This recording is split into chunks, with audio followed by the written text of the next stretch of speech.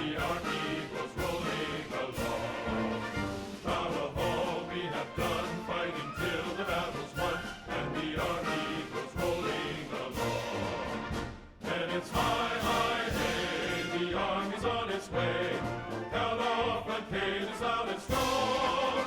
For wherever we go, you will always know that the army goes rolling along.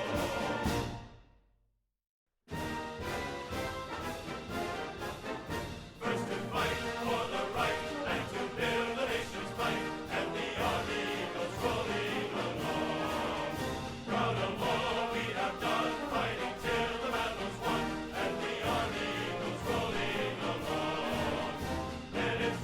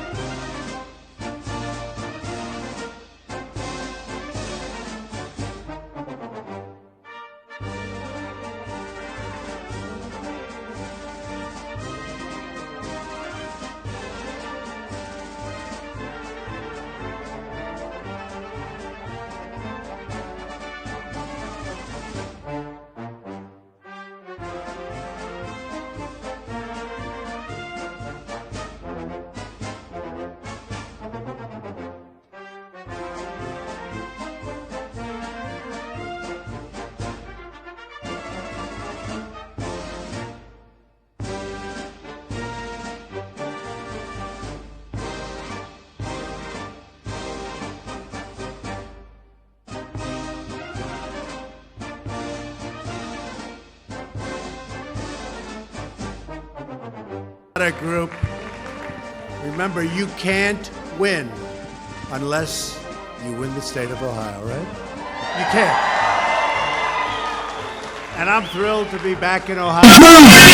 President Trump, everybody come on! Incredible carpenters, laborers, all of the members of the International Union of Operating Engineers, Local 18. I appreciate all of you. Your support has been amazing. Your support has been so great, right from the beginning. And each of you is living proof that American workers are truly the best in the world, right? The best. Rick Dalton and Mike Totman, thank you very much for hosting us. Where are you guys? Where are they? Where are you? Thank you, fellas. Nice looking guys. Nice looking guys. We're also pleased to be joined by two members of my cabinet, Secretary of Transportation Elaine Chao and Secretary of Labor Alex Acosta. They've done a fantastic job. We're especially happy to have some of our great Ohio leaders with us today. Lieutenant Governor Mary Taylor. Mary. State Auditor Dave Yost. Thank you. Congressman Bob Gibbs, Bill Johnson, and Jim Renacci. Good. Great people. Thank you. Good. Great people. They're tough congressmen, I will tell you that. But they're for the workers, right? They're for the workers. They're for the country. Tell you that. They are for the country. Joined by our friends here in Ohio, my administration is fighting every day to protect and defend and grow American jobs. And you see what's happening all over the country. It's in Ohio, but it's all over the country. Pouring back plants and factories, pouring back into our country. They can't come back fast enough. Even if you look, Apple going to invest $350 billion. When I heard $350 billion, I said, you must mean $350 million. That's still a big plant. But they're going to be investing $350 billion. So many others coming back with massive amounts of money. They all want to be back in the USA. A lot of them left. They're coming back. We've eliminated a record number of job-killing regulations. That's one of the reasons they're coming back.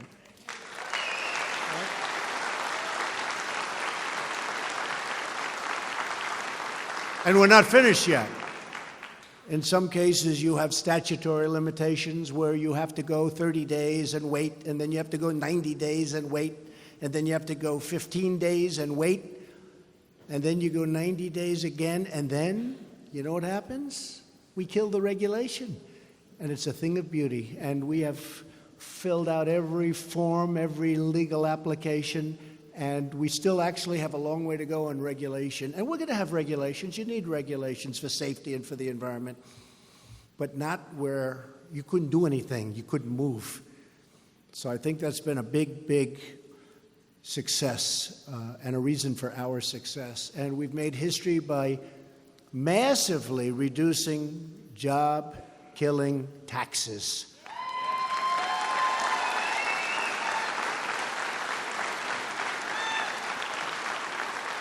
And we didn't have one Democrat who voted for that. They want to raise your taxes. And they want people to come in from the border. And they want, I can't imagine they want, but certainly drugs are flowing across borders. We need walls. We started building our wall. I'm so proud of it. We started. We have $1.6 billion. And we've already started. You saw the pictures yesterday. I said, what a thing of beauty. And on September 28th, we go further, and we're getting that sucker built. And you think that's easy? People said, oh, has he given up on the wall? No, I never give up. We have $1.6 billion toward the wall, and we've done the planning. And you saw those beautiful pictures, and that wall looks good. It's properly designed. That's what I do, is I build. I was always very good at building. It was always my best thing. I think better than being president, I was maybe good at building. Like you people, you're good at building.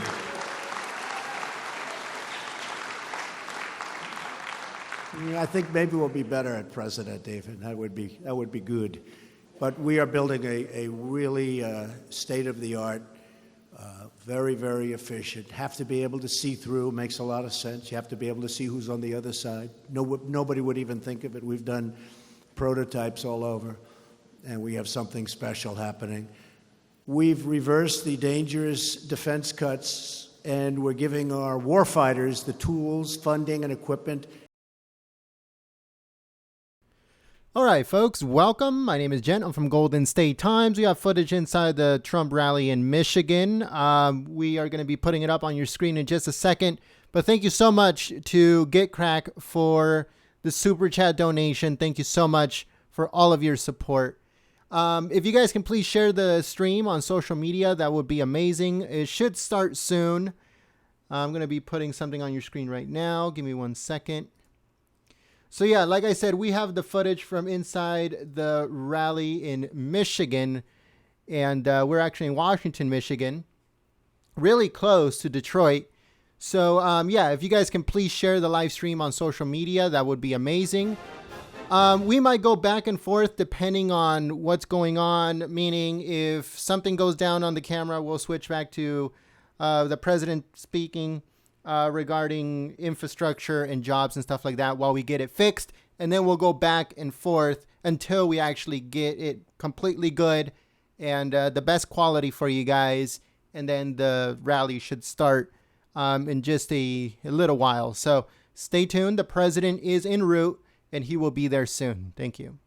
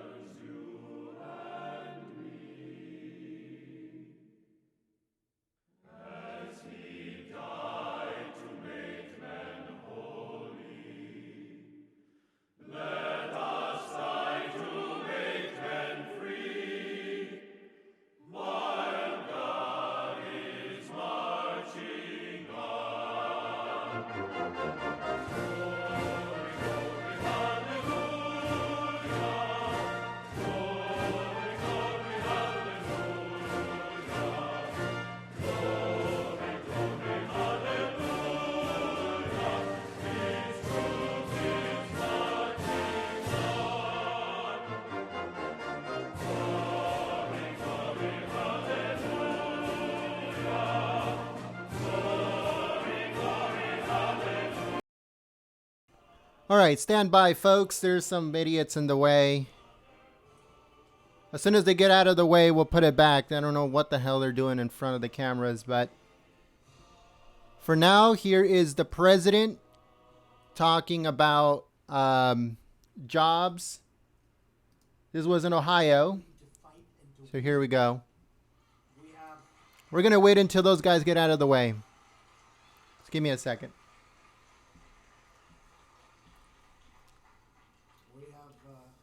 We're building up our military to the highest level it's ever been, and it was not in good shape. But it's now going to be very soon the highest level it's ever been. And by the way, that means jobs too. That's defense, always number one. Defense is number one. Even you job folks would say defense is number one.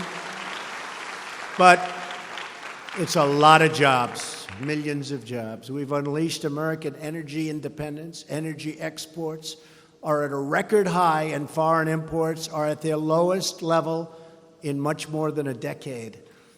We've stood up for the American workers by finally cracking down on unfair trade that steals our jobs and plunders our wealth. They've stolen our wealth. They've stolen our jobs.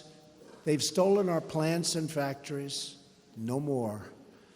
We're not letting other countries take advantage of us. Even our friends took advantage. Our friends are friends. They're wonderful people. But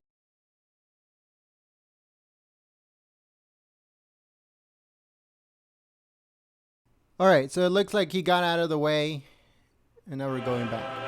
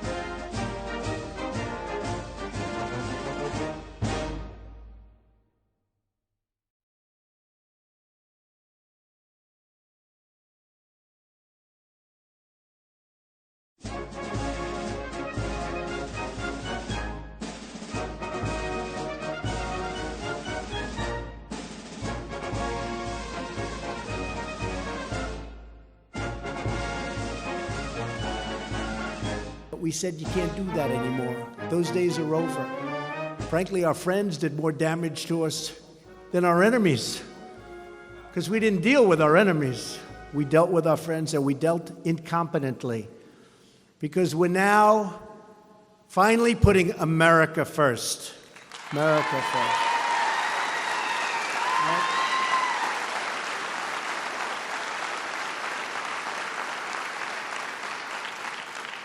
Just this week, we secured a wonderful deal with South Korea. We were in a deal that was a horror show. It was going to produce 200,000 jobs. And it did, for them. That was a Hillary Clinton special, I hate to say it. This will produce 200,000 jobs. She was right, but it was for them. It wasn't for us. So we've redone it, and that's going to level the playing field on steel and cars and trucks coming into this country.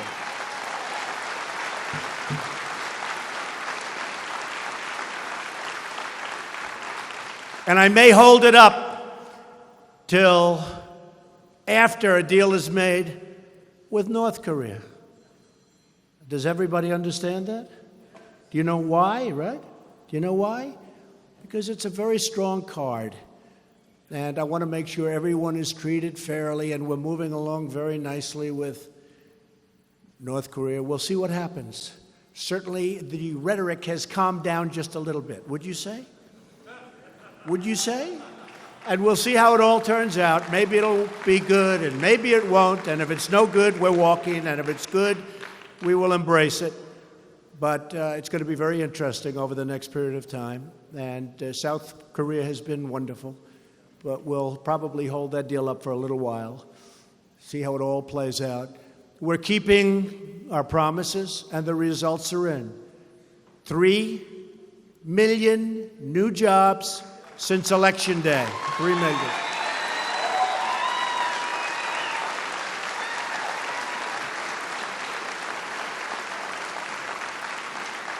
And if I would have said that to you during the campaign, where we had tremendous support in this great state of Ohio, if I would have said 3 million jobs, they would have said, the fake news, he's exaggerating. Oh, they're fake. Unemployment claims are at their lowest level in 45 years. Lowest level. 45 years! African American unemployment has reached the lowest levels ever recorded. Remember? Remember I said, what do you have to lose? What do you have to lose? And I'm so happy about that. Hispanic American unemployment rate has also reached the lowest levels ever recorded.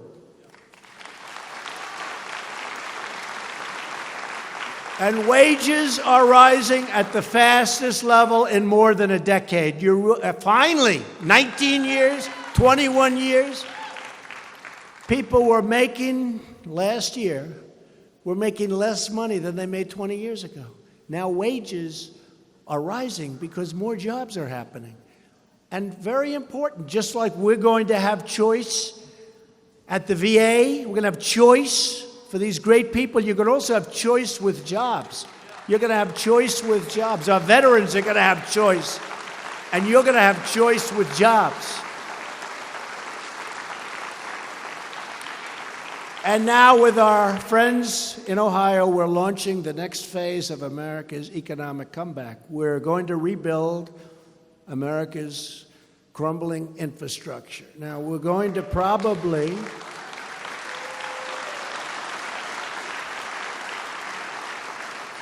we have a very important election coming up, and they don't like the wins we've been getting. They don't like that the economy, the Democrats, they don't like that the economy is so strong. They don't like that they don't have one vote on the tax cuts. Not one vote. And they're all now saying, those tax cuts are tough. What they're saying to each other is not pretty if you're a Democrat. And we should do well. History says that when you win the presidency, that party doesn't do so well in the midterms, because people get complacent. They get complacent. We cannot be complacent. We've got the greatest economy maybe ever, maybe in history. We have the greatest economy we've ever had. You know, the expression from, I guess it was Bill Clinton, it's the economy, stupid. Well, it is the economy. If we have produced in a short period of time, because believe me, if our party, if we, all together, it's we, if we didn't win, this economy would be a wreck. They would have added more regulations. You wouldn't have 3 million jobs. You'd probably go negative. Your 3.2 GDPs and 3 and 2.9 would have been below, in my opinion, would have been below 1. All right, folks, so people all kept on getting in the way, but I think we're going to be good now. So here we go, folks. Live from Washington, Michigan for President Trump's Make America Great Again rally. So I hope there's no more interruptions, but if there are, we'll switch back to the president's speech in Ohio regarding infrastructure and jobs and stuff like that while people get the heck out of the way, and then we'll go on from there. Thank you. Make sure to please share the live stream on social media. It helps us out immensely. To everyone that had already shared it, thank you so much.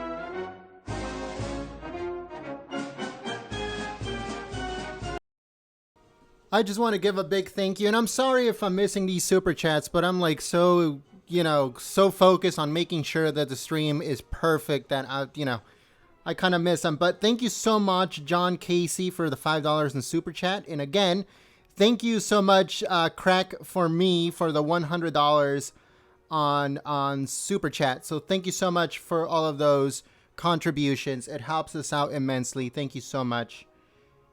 Thank you to all those that shared the live stream on social media. You guys are amazing. If you guys shared it on Twitter, on Facebook, on Reddit, on Gab, on all of those sites, you guys are absolutely amazing. So as you guys can see, it's a gigantic crowd. This is just barely the front of it. While the speech is going on, you guys are going to be able to see other angles of it, of the president and stuff like that. So stay tuned. The crowd is just enormous. So that shows how much support the president actually has. Do not believe those fake news polls talking about his approval rating is in the 40s. No, folks, his approval ratings have been in the 60s for a very long time. And I'm pretty sure they're still around in the 60 to 65 range instead of the 50s. The president, probably the lowest is dipped is like 52. But over, since I don't know, November or something like that, it has been in the 60s. Even though the fake news media is saying it's in the 40s.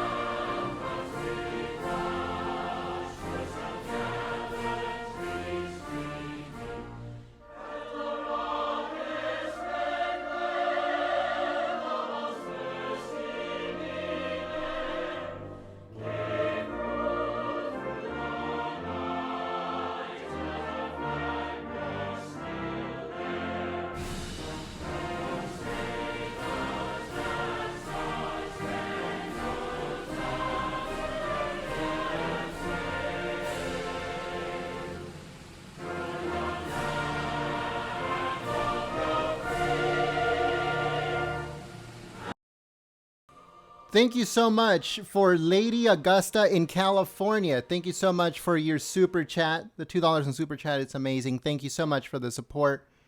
Again, in case you were wondering why we sometimes go back to the president speaking in Ohio, and then we go back to the rally, is because we're making sure that everything is good.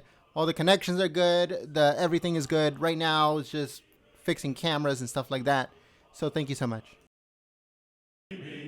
Whose broad stripes and bright stars through the perilous fight, o'er the ramparts we watched were so gallantly streaming, and the rockets' red glare, the bombs bursting in air, gave proof through the night that our flag was still there.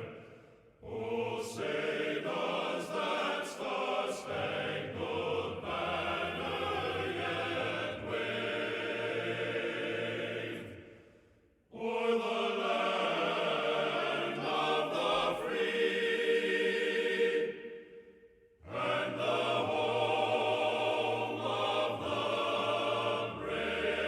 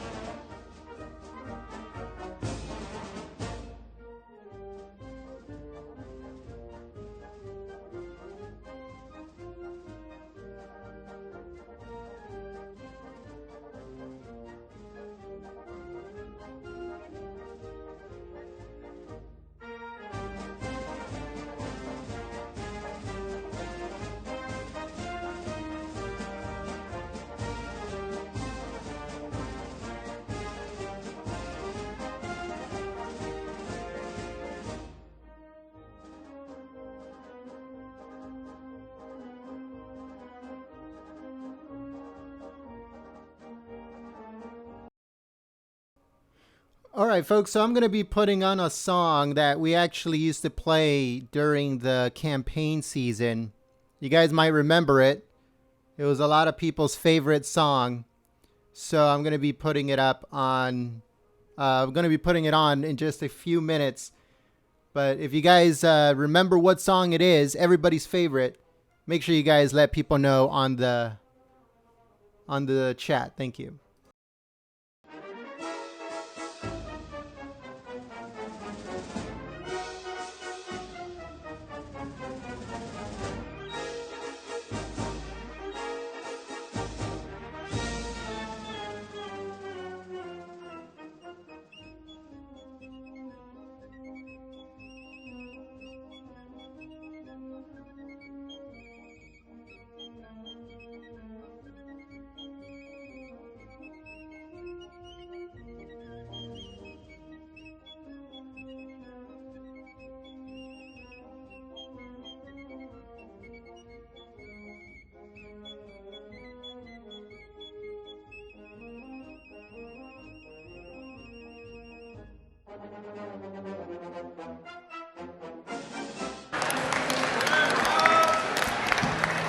So the president's on his way, so I'm just filler.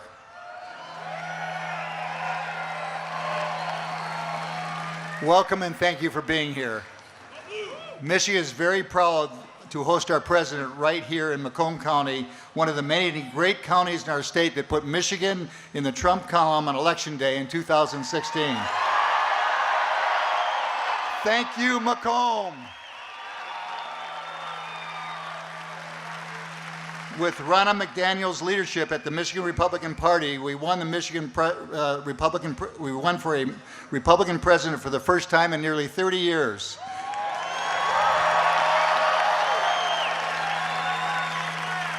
It is a success that we plan to duplicate for our statewide Republicans in 2018.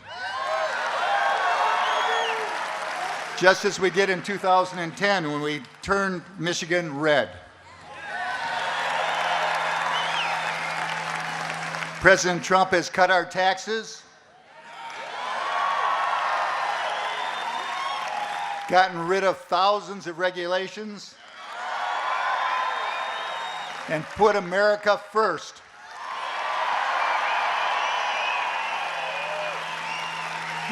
We are proud of what President Trump has accomplished and excited to see what he will continue to do for this great nation going forward as we continue to make America great again.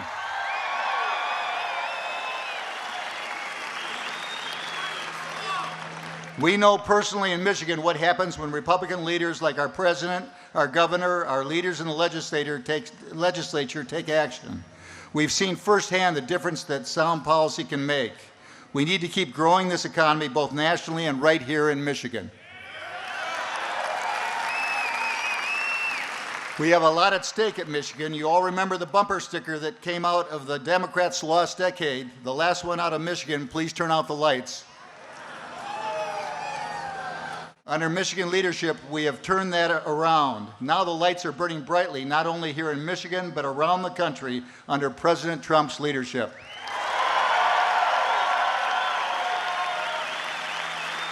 We are growing jobs, increasing the population, and making sure that Michigan is the best state in which to live and raise a family. We need to continue that track. This is no time to go backwards. Republicans have a message for the electorate. We think this election is about results, not resistance.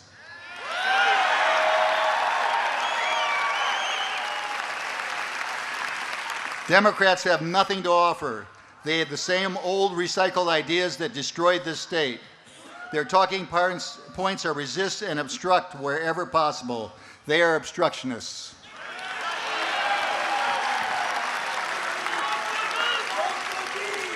Republicans have delivered and continue to offer results in Michigan, and now our president and our Congress are doing the same thing for our nation. We will win in November, but we can't do it alone. We need all of you making calls, going door to door, volunteering your neighbors, volunteering in your neighborhoods, and going to vote.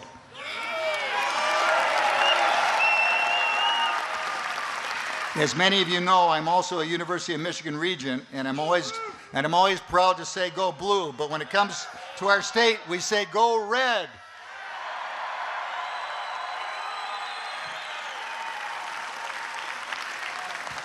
Now I'd like to please welcome Terry Bowman, one of the fathers of Right to Work in Michigan, who will lead us in the prayer.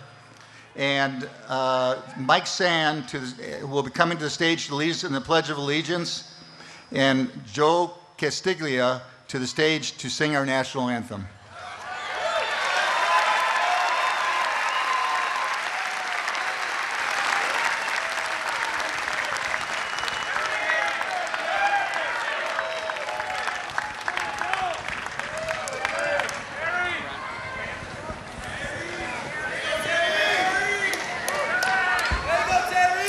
Good evening, everybody.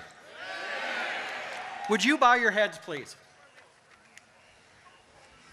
Thank you. Lord God, Heavenly Father, we come before you today with thankful hearts. We thank you for the privilege of gathering together tonight to celebrate our American heritage, our shared patriotism, our love of you and our country, and our blessings of life and liberty. We know, dear Lord, that our country was founded on your principles and truth, and we pray that we are reminded of it every single day. We also thank you, Lord, for President Trump, Vice President Pence, and their families, and ask that you bless them always and keep them safe. We ask that you fill them with wisdom and discernment so they can continue to seek your will first and bring honor to your holy name. Surround them, Lord, with wise counselors and a governing body that will be a shining light in a world sometimes filled with darkness. Give them conviction to do what is right in the ability to recognize evil and overcome our enemies. We thank you, Lord, for the President's leadership to help end the conflict in the Korean Peninsula. We pray for success, and as we pray for the people on both sides of the border and ask for a denuclearized and peaceful future for centuries to come. We pray for our veterans, and we pray for our military, our law enforcement officers, firefighters, and first responders. We thank you for their sacrifice for our safety and their courage to overcome obstacles that sometimes seem insurmountable. We pray for the continued protection and that they all come home safely to their families. For all of us here tonight, Lord, we ask for safe travels home, and we pray that President Trump always looks back with fondness on his Michigan supporters and looks forward to coming back often over the next 6 3/4 years of his presidency.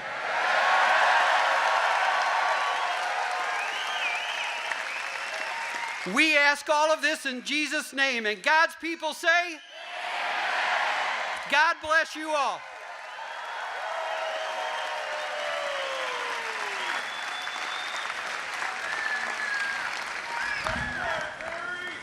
Awesome.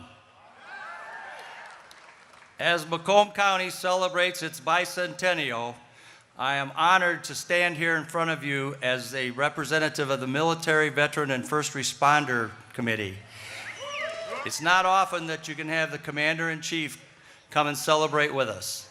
So with that being said, I am going to recite the Pledge of Allegiance, and I would like all military personnel to keep their cover. We're going to do a hand salute, and the civilians, if you please put your hand over your heart. I pledge allegiance to the flag of the United States of America and to the republic for which it stands, one nation, under God, indivisible, with liberty and justice for all. Amen.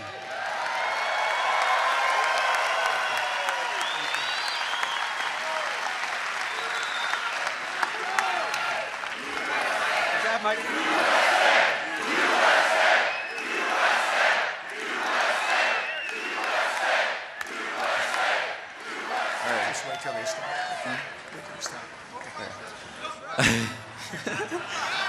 All right, I'm gonna sing the national anthem now. All right.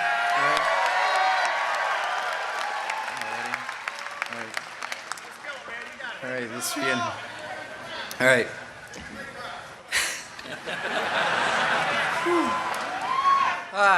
Okay. Okay.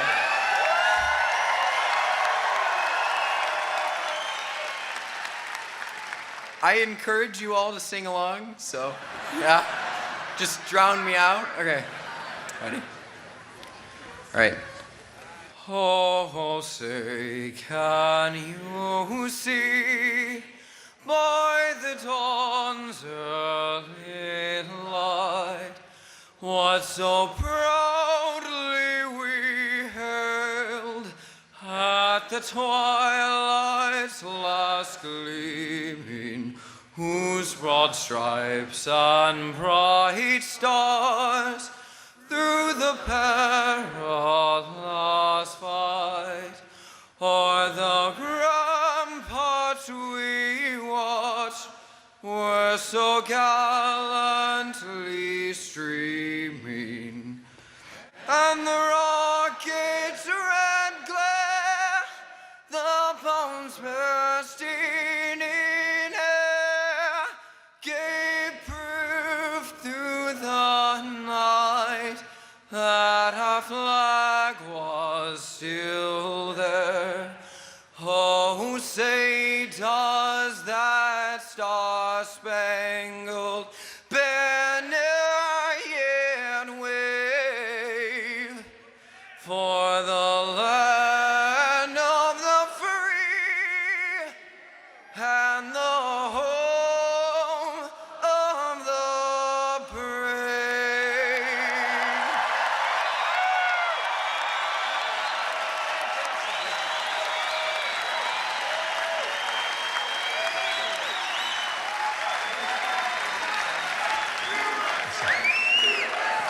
USA, USA, USA.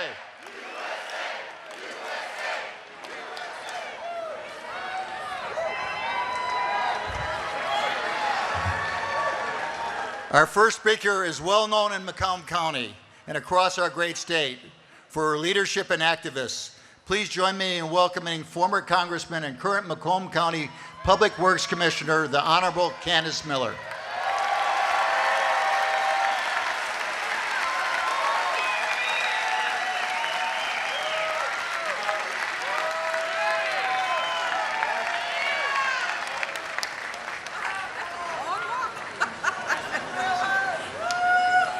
Hey, Macomb County, how y'all doing out there? Woo-hoo! You know, we have always been known as the home of the Reagan Democrats, but right now, we are known as Trump country. Trump country. Because this is a county of people who work hard. We care about our families. We care about our community, our faith, our neighbors, and yes, our country. And that's why we agreed to make America great again. And that's why we supported Donald Trump. We believed in his message of leveling the playing field for our workers economically. We believed in his message of protecting our borders. We believed in his message of cutting taxes for every American. And we especially believed in his message of strengthening our national defense, of giving the resources to our brave men and women in the military, because we know that the first and foremost responsibility of the federal government is to provide for the national defense. That is in our Constitution, and we believe in our Constitution. We are not ashamed of our Constitution, and we're not apologizing for America anymore. And we wanted a president who wouldn't be ashamed of America, a president who would not be bowing down to other leaders around the world, not apologizing for America. We wanted a president who would stand up for us and stand up for America. So, even though all the political pundits, all the so-called experts, I remember on Election Day, you all remember, they said, oh my gosh, you know, he couldn't win the election. Hillary was gonna win the election. Yeah. But guess what? A funny thing happened. A funny thing. Woo-hoo! Woo!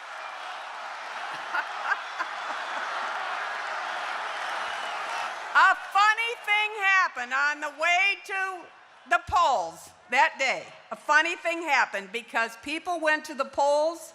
They voted for their families. They voted for their values. They voted for their faith, for their community, and they voted for America. And they voted for Donald Trump. And nowhere in America was that more evident than right here in Macomb County. In Macomb County, our people, our voters, we put Donald Trump over the top here in Michigan. We were a huge part of the election, a huge part of the election. We were so proud then, and we're still so proud today, because look what has happened since Donald Trump has become the president. The economy is going fantastic, absolutely fantastic. And just to make sure the economy keeps going, President Trump has turbocharged the economy with the Trump tax cuts. And the best example of that is right here in Macomb County, where FCA, Chrysler Fiat, is investing $1 billion, 2,500 new jobs at the Warren Truck Plant.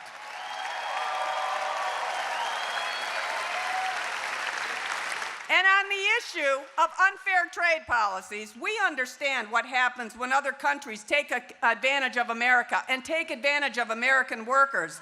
We know we can compete against anybody, anywhere in the world. We just need a level playing field. And we just needed a president who wasn't afraid to stand up to the rest of the world and demand they stop taking advantage of us. We needed a trade warrior, and we got one in Donald Trump, a trade warrior. Guess what? He made China blink. And talking about making another country blink, how about North Korea? Little Rocket Man, well, he thought he could keep bullying America because it had worked so well for him for such a long time. Well, I would say he met his match in President Trump and more. I mean, I love the exchange where Little Rocket Man says, "Doesn't he know I have a big button?" And President Trump says, "Doesn't he know I have an even bigger button?" Well, I would just say this. The results are nothing short of remarkable. And what we are seeing, peace breaking out after 6 decades on the Korean Peninsula. Peace breaking out. And it's happening because of President Donald Trump, and they need to give him the Nobel Peace Prize for that. The Nobel Peace Prize. So let me just end by saying that in spite of all the fake news, in spite of a media who couldn't believe that Trump won the presidency, they still can't believe what's happening economically. They can't believe what's happening in North Korea. Well, they keep betting against Donald Trump, but I'm going to tell you, my friends in the media, that's a very, very, very bad bet because you are betting against America. And we are making America great again. All right, Macomb County. God bless you. God bless America.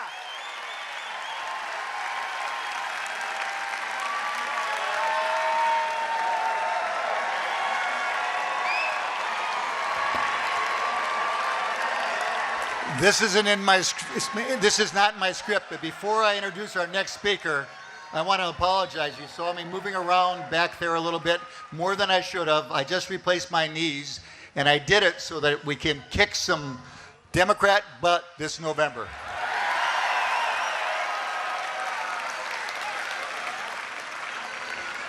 Our next speaker is someone very familiar to our state, our former Michigan Republican Party chair and current chair of the Republican National Committee.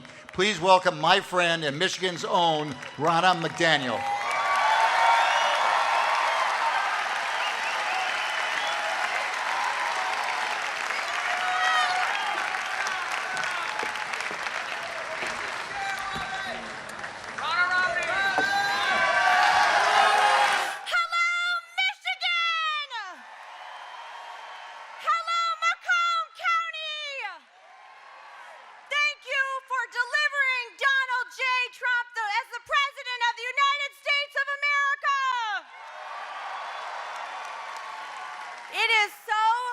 To be home and see all of you.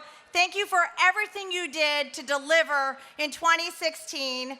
I'll tell you what, every day I wake up happy about 2 things. First of all, I'm happy that Hillary Clinton is not our president.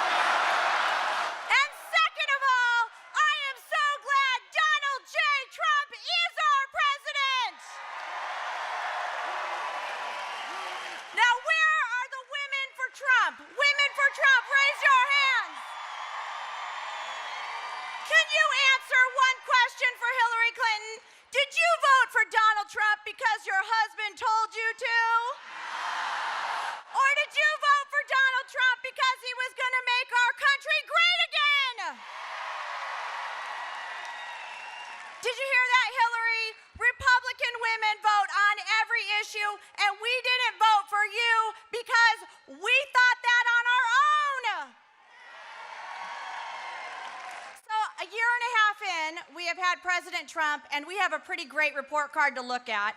The media doesn't always share it with you, so I thought I'd give you a little peek. ISIS is on the run. Our military is being funded. Our veterans are being taken care of. Unemployment is the lowest it has ever been in recorded history for the Hispanic and African American communities. Deregulation, and let's not forget those big, beautiful tax cuts. More jobs are coming to Michigan, wages are going up in Michigan, and our country is booming again because of Donald J. Trump and Republican leadership. So you know, our president was invited to a party tonight in D.C. I don't know if you all heard about this. It's a little thing called the White House Correspondents' Dinner. All those political elites that were so sure Donald Trump couldn't win, they're going to get together and have a party. All those political elites who said Michigan was unwinnable, they're going to have a little party. Guess where our president is? He's here with you.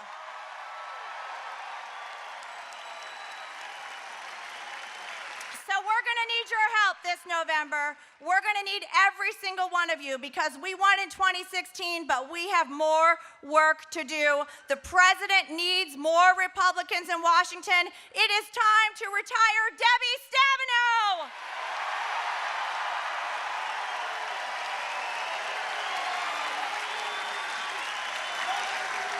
So I need you all. Will you promise to knock doors, make calls, work to keep our majority so we can keep America great again? Thank you. God bless the United States of America, and God bless the great state of Michigan.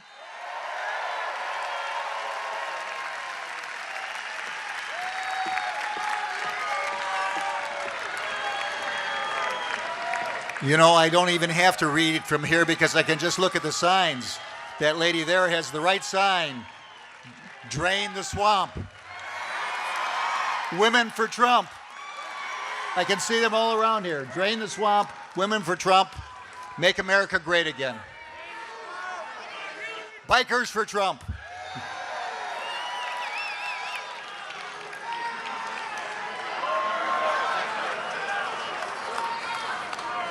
Our next speaker is one of our great Republican candidates for governor and our on-duty Attorney General. Give us a hand for Attorney General Bill Schuette.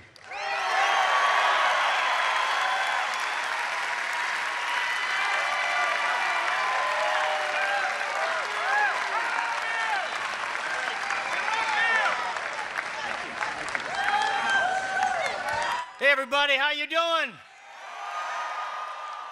Okay, Macomb and Michigan, I got one question for you.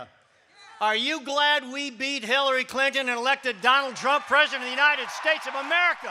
Whoa! Darn right, you know, and I remember when on that Sunday before the election in November, many of us gathered here in Macomb County, and we made sure that, you know, we had the right drive and zest. And I remember at that time in the November of 2016, and all these liberal elites were predicting Armageddon, that the Republican Party was going to be an endangered species. You know, Hillary was measuring the drapes and picking out, carpet. And you know what else? Those liberal elites looked down on the tough and gritty states like Michigan and Pennsylvania and Ohio. But you know what happened? And they looked down on the welders and the plumbers and those in manufacturing that built our country. But you know what happened? We had an opportunity. We had an opportunity to vote. And we voted in Michigan, we voted in the heartland of America, and we beat Hillary Clinton and elected Donald Trump president. That was a great day. But you know, hey, Hillary wasn't done. As you remember, then there was this phony recount. trying to contest the 10,000 vote margin. And I worked with Ronna Romney McDaniel, and we made sure that we kept that victory. And as Attorney General, I made sure we kept our victory intact. We won it fair and square, and I made sure that we made Michigan putting Donald Trump, President of the United States of America.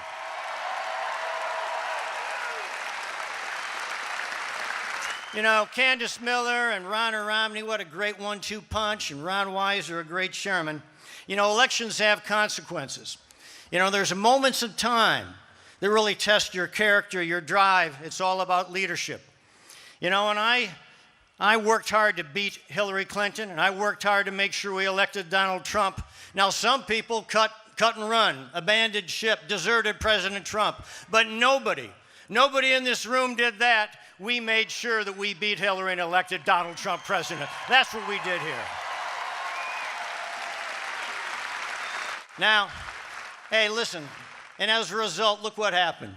President Trump nominated Neil Gorsuch to be on the United States Supreme Court and is nominating judges all across the land who understand the rule of law. And President Trump and our Republican leaders like Paul Mitchell and Mike Bishop, Tim Walberg, and all our Republicans, we cut taxes on the federal level, and now we're going to move the production of the Ram truck from Mexico to Michigan, the Warren Truck Plant. We're going to make them here in Michigan.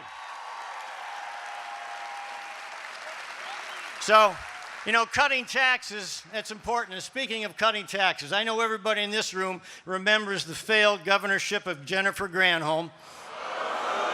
Yeah. You know, when she raised taxes, she and her lieutenants raised taxes. It was supposed to be temporary, supposed to be rolled back, but it never has been. When I'm your governor, when I have the privilege to serve as governor, we're going to drive a stake through the legacy of the lost decade of Jennifer Granholm, and we're going to cut taxes here in the state of Michigan. Put more money in your pockets. Because Michigan families should keep more of what you earn, and the government should take less of what you make. Now listen, I appreciate President Trump's endorsement and support of my candidacy to be governor, and Mike Pence as well. But I have three things, and so I'm grateful for his involvement and his support. I got 3 points I want to share with you. Number one, I need your help.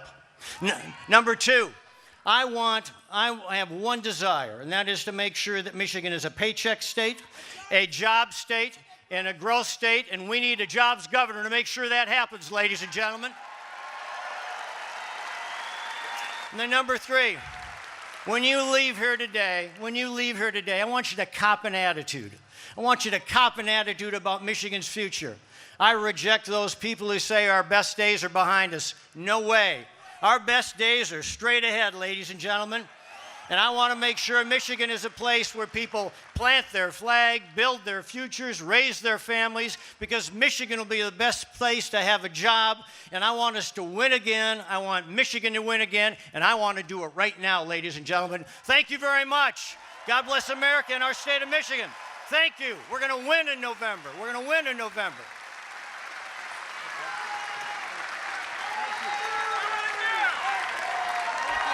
Well, thank goodness we're getting close to the most important thing. So I only have one more speaker to introduce. We have a very special guest for you as part of our program. Please welcome one of the members of the first family, the wife of Eric Trump, President Trump's daughter-in-law, Laura Trump. Thank you. Good night.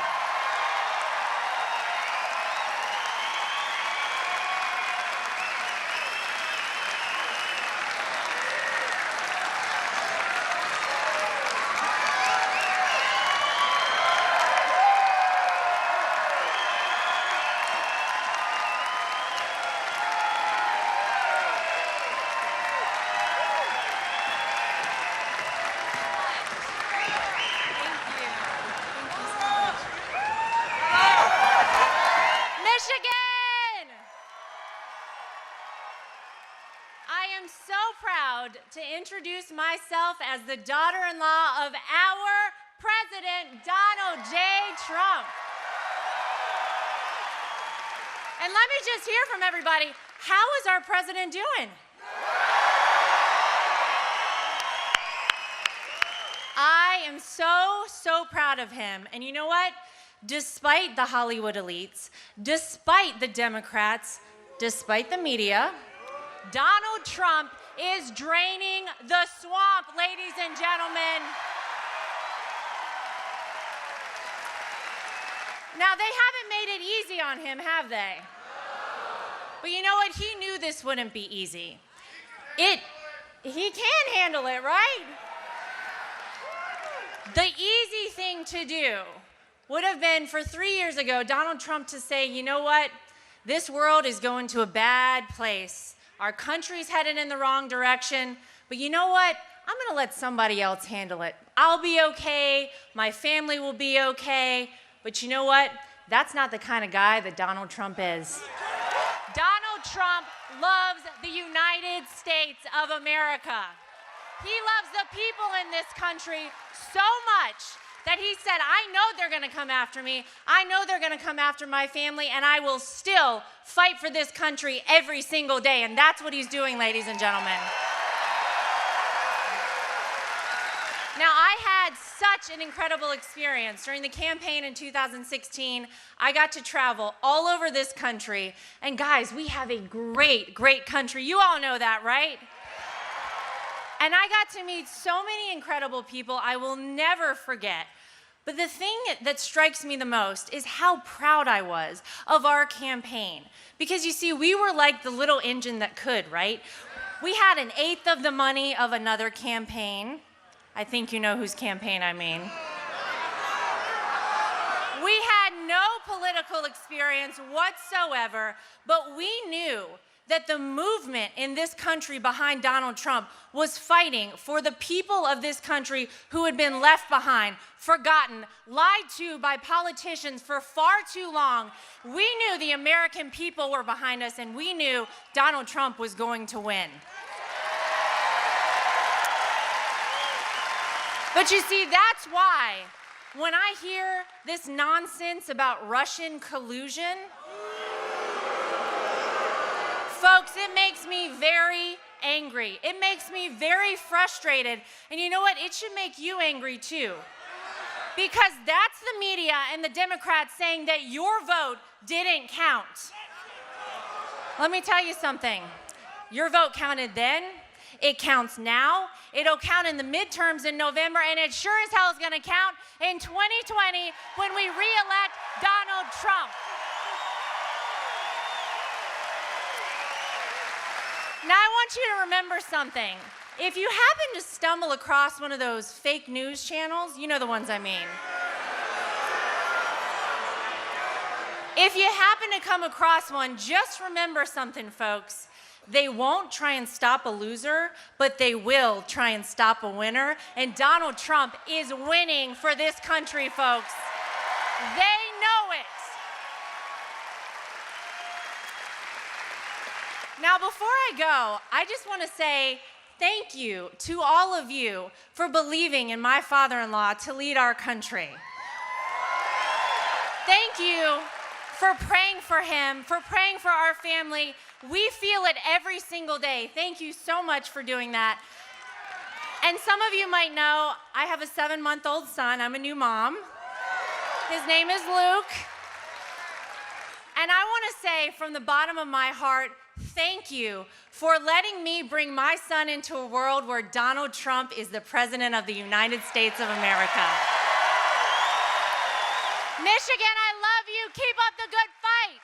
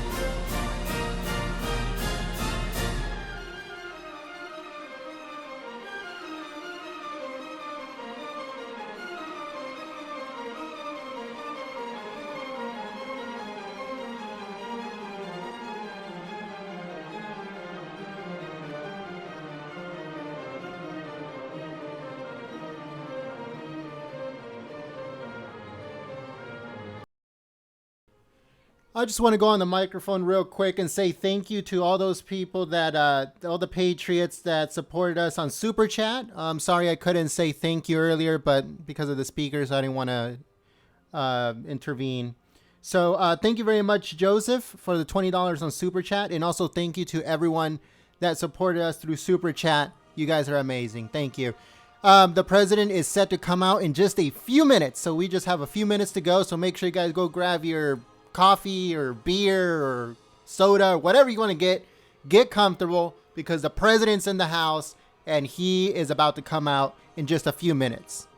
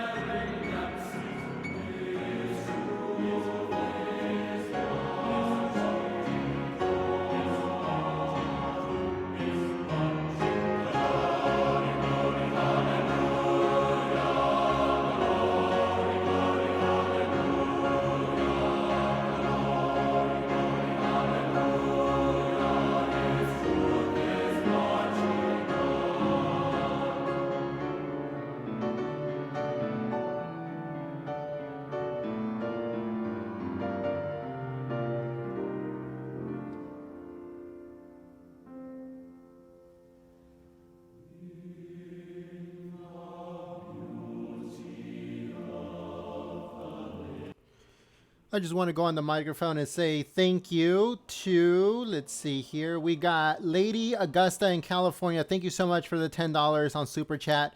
Thank you so much, Bubba Smith, for the $9.99 on Super Chat. You guys are amazing. Thank you for the support. The president should be coming out in just a few minutes. As you guys can see, we're probably like 3 minutes away, but the president is on his way to the podium. Thank you.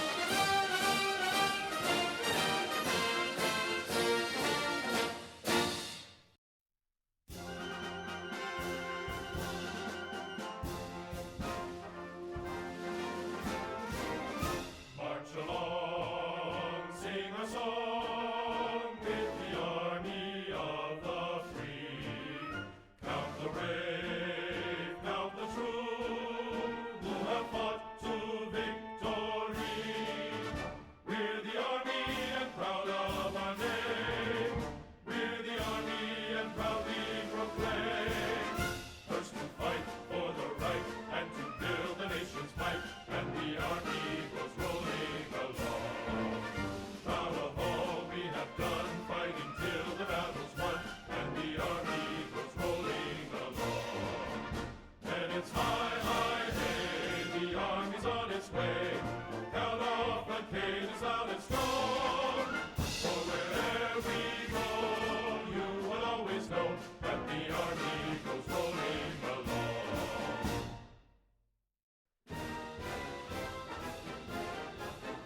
First to fight for the right and to build the nation's might, and the army goes rolling along.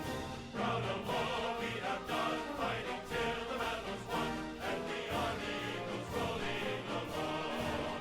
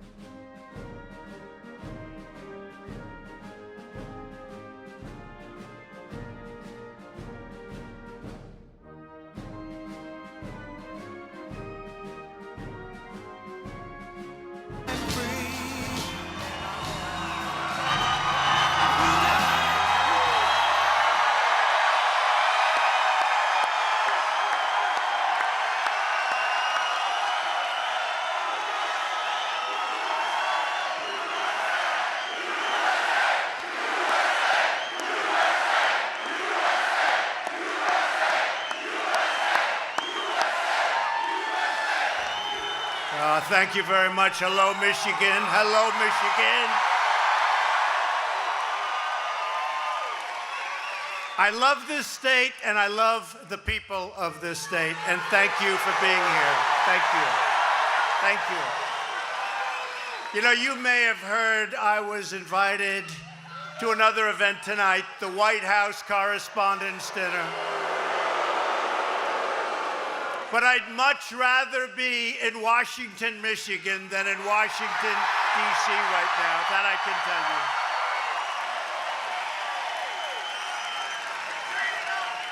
Great people. Thank you for that incredible support. And by the way, you want to see a lot of people, go outside. We could have filled this place up probably 5 or 6 times. You see what's going on. Thank you.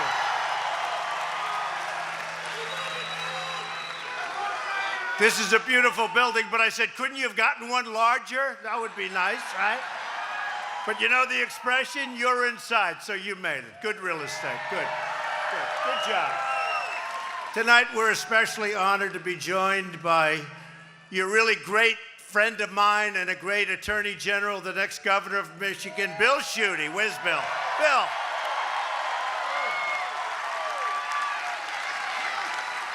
Where's Bill? Where? All right, Bill, wherever the hell he is, right? Bill Schuette. We also welcome members of Congress, Paul Mitchell, Jack Berkman, and John Molinar. Where are they? Thank you, fellas. These are great people. And I want to thank Chris McAnally and the Total Sports Park team for hosting us tonight. Thank you. I wish you could have given us a larger arena, but what are you going to do, right? Thank you, fellas. Finally, we have to thank a very special person in all of our lives because he shouted out, Melania. There's true. There's true. That's true. Because our amazing chairwoman, the Republican National Committee, Ronna McDaniel, she's done some job, and if you remember, she ran the state of Michigan. And who won the state of Michigan after decades?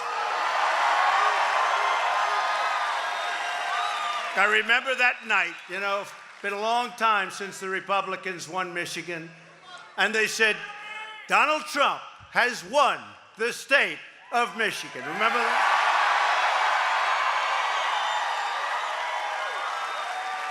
And we won a lot of other states also. That was some night. So I want to thank Ronna for the great job that she really has done. She's done it literally right from the beginning. In fact, when we needed somebody over at the RNC, I said, get that woman that ran Michigan. We need to elect more Republicans so we can protect our cities, defend our borders, grow our economy, and continue to make America great again. And that's what we're doing. We're doing some job. We're all doing it together. But you see what's happening with regulations, with massive tax cuts, with judges. We're appointing judges like, I guess, never before has anything happened like what we're doing on great conservative Republican judges. We're setting records, and by the time we finish, I think we will have the all-time record. You have no idea how important that is. And then, of course, we have Justice Gorsuch, who's been fantastic. He has been fantastic. Everyone here tonight is united by the same timeless American values. We defend our Constitution, we support the rule of law, and we support the heroes of law enforcement.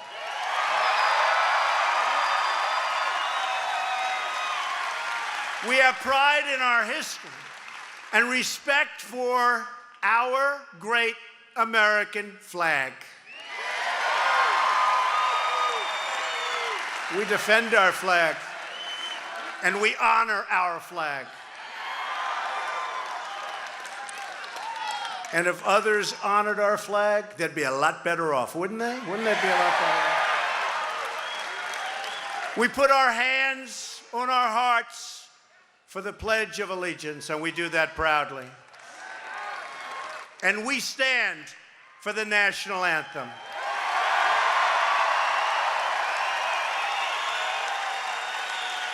We believe that a strong nation must have strong borders.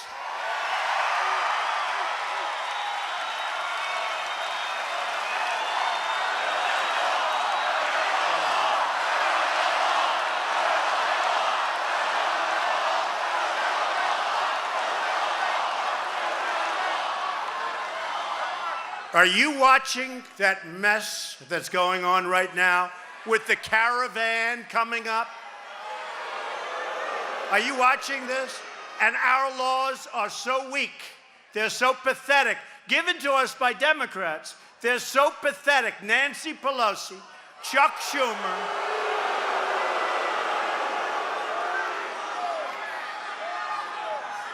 And let me tell you, we've gotten Mexico to work with us on stopping a lot of what's pouring in, but we have the worst laws anywhere in the world. We don't have borders. We're going to build the wall. We're getting it. We've already started. I don't know if you see. You know, it's funny.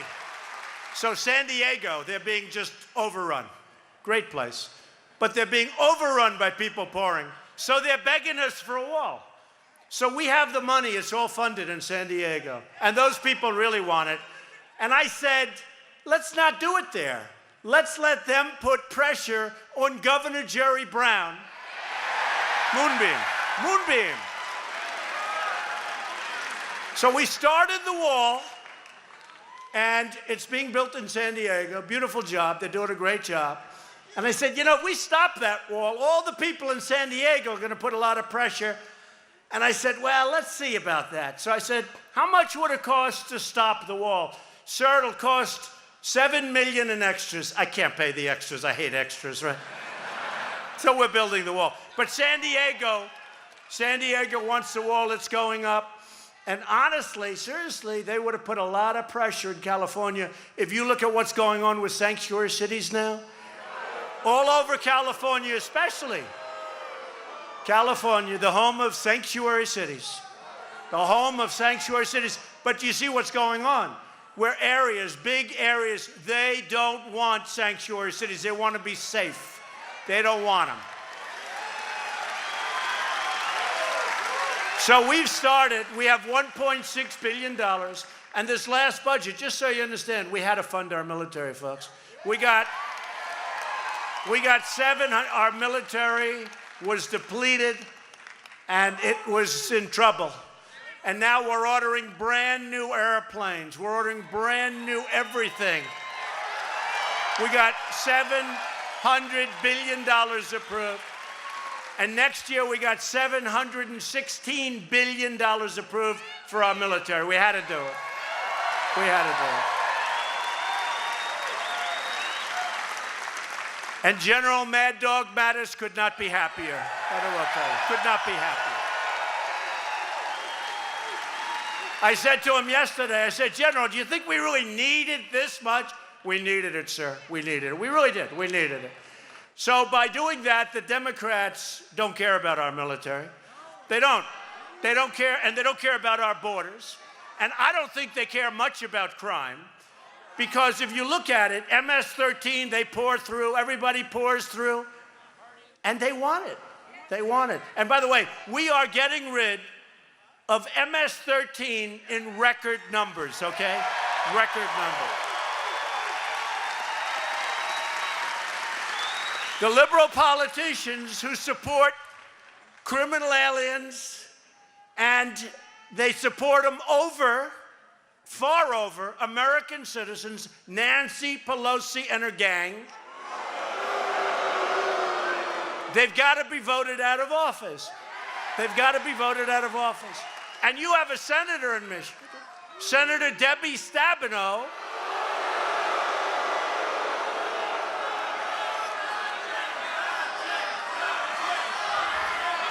She voted against Kate's law. She voted against tax cuts. She votes against borders. She wants people to flow into the country, and you people just keep putting her back again and again and again. It's your fault. So you got to get to the poll. And we have some great people running. The primary is going to be over with soon, but we have some great people. And honestly, if you want the borders to be secure, if you want to keep those big tax, how have you done with the tax cuts, by the way? Okay. And not only the tax cuts, the jobs that have been created, the jobs, unemployment. Let me tell you, our country is doing great. You know, the stock market, which is not really the all-time indicator, because the country's actually doing much better than the stock market, but the stock market is up almost 35% since the election. But the country's doing actually even better than that. You know what bothers the stock market? I would have been up 60%, but I have to do things. You know what I have to do? I can't let other countries take advantage of us, okay? I can't. So we're doing trade deals, and a lot of these folks in Washington, please don't do that. I said, wait a minute, we have a horrible deal on this one, on that one, I won't even mention. We love you, Trump! I love you too.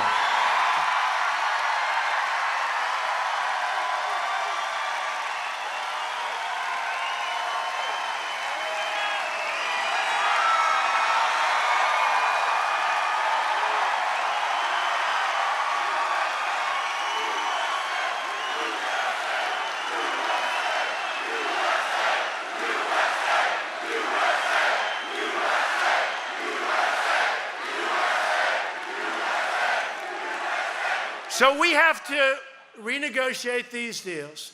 If you look at China, last year with China, and look, he's been of great help, President Xi. He's a friend of mine, but he likes China. I like the USA, but he's a friend of mine.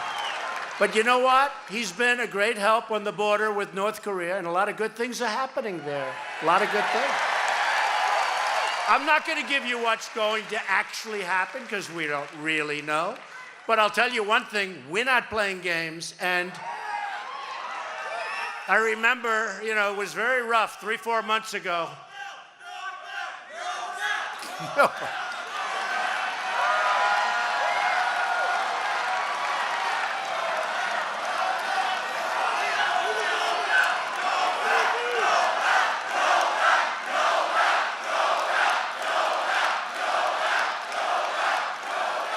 That's very nice, thank you. That's very nice.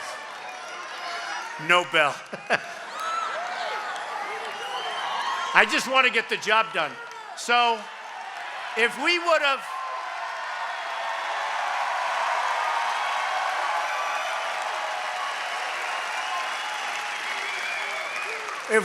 said where we are today from 3 or 4 months ago, remember they were saying, he's going to get us into nuclear war, they said. Nuclear. No. Strength is going to keep us out of nuclear war, not going to get us in.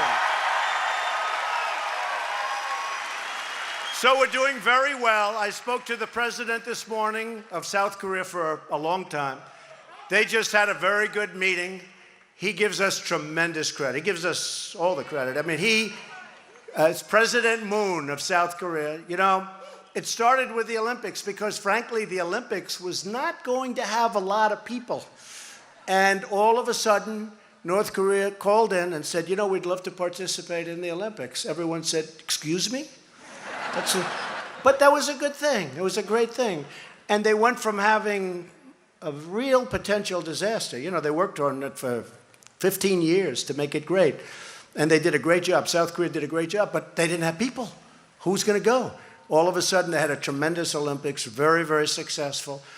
And we are doing things that are good. I think we'll have a meeting over the next 3 or 4 weeks. It's going to be a very important meeting. The denuclearization of the Korean peninsula of North Korea. The denuke.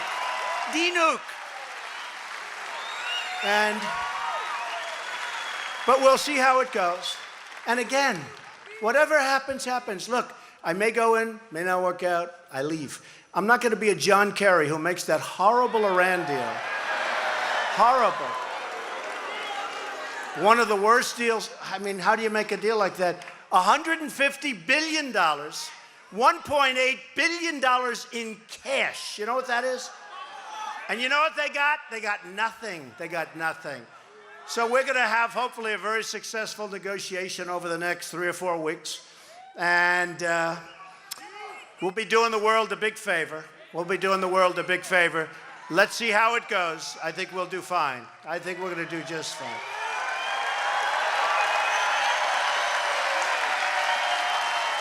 I had one of the fake news groups this morning.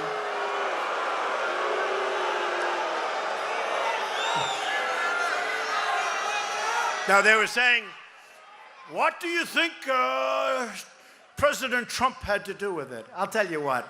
Like, how about everything?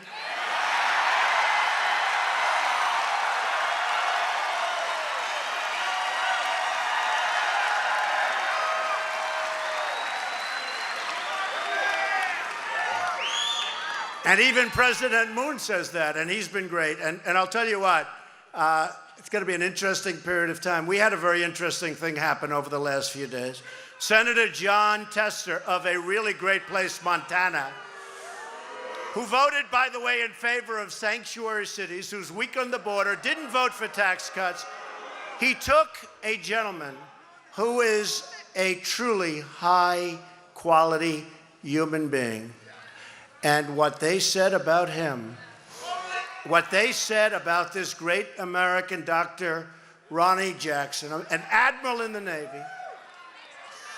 He served 3 presidents. President Obama said he was fantastic. President Bush said he was fantastic. I say he's fantastic. This is a high-quality individual like they would love in Montana. And Tester started throwing out things that he's heard. Well, I know things about Tester that I could say too.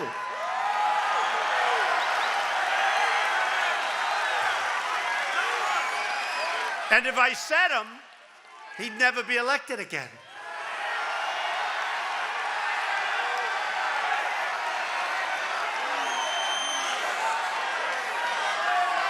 And it was sad because I watched Dr. Jackson, Admiral Jackson, both a doctor and an admiral, high quality. But I watched him, and I suggested it because we're taking care of our vets. You know, we've done a great job with our vets. We have accountability approved. We're getting choice approved. And I pulled it because I didn't like the choice. The choice wasn't good enough. What they were going to, I could have had it already. We could have had it in the last budget, but it wasn't good enough. We're getting choice, which is a big deal. That's going to be game-changing. And by the way, I have 5 great people that want to run the VA. We have great people. But I'll tell you, what John Tester did to this man is a disgrace. Admiral Jackson started studying, and he was working so hard. I suggested it to him. You know, he, war hero, a leader, a great, you know, he's an admiral, a great guy, 50 years old, and he started studying. And then he started getting hit with vicious rumors, vicious. And the Secret Service told me just coming in, sir, we checked out all of those things. Sir, they're not true. They're not true. So they try and destroy a man. Well, they're doing it with us. They're trying their damnedest, but they're having a little. I want to thank, by the way, the House Intelligence Committee, okay? They do it with us, too. Russian collusion. You know, I guarantee you, I'm tougher on Russia. Nobody ever thought. In fact, have you heard about the lawyer? For a year, a woman lawyer, she was like, oh, I know nothing, no. Now, all of a sudden, she supposedly is involved with government. You know why? If she did that, because Putin and the group said, you know, this Trump is killing us. Why don't you say that you're involved with government so that we can go and make their life in the United States even more chaotic? Look at what's happened. Look at how these politicians have fallen for this junk. Russian collusion. Give me a break. I'll tell you, the only collusion is the Democrats colluded with the Russians, and the Democrats colluded with lots of other people. Take a look at the intelligence agencies. And what about, and what about Comey? You watch him on the interviews? What about Comey? What about Comey? How about that? So Comey, how about this guy Comey?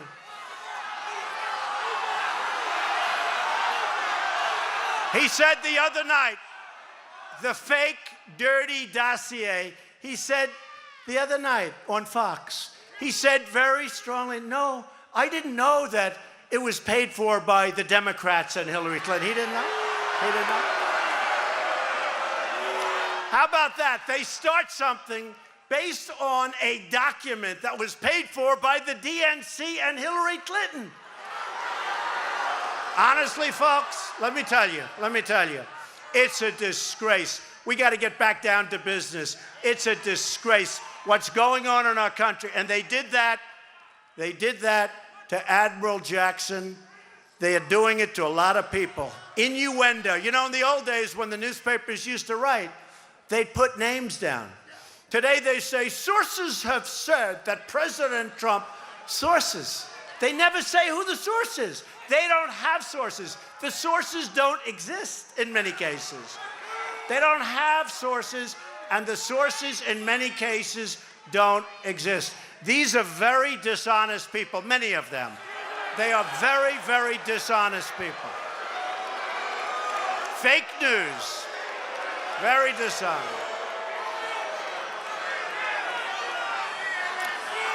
But you watch Comey, and you watch the way he lies. And then he's got the memos. I wonder when he wrote the memos, right? Then he's got the memos, and he puts them up. Watch the way he lies. It's the most incredible thing. Do you remember John Lovitz? Do you remember? The liar. Well, Comey's worse. Comey's a liar and a leaker.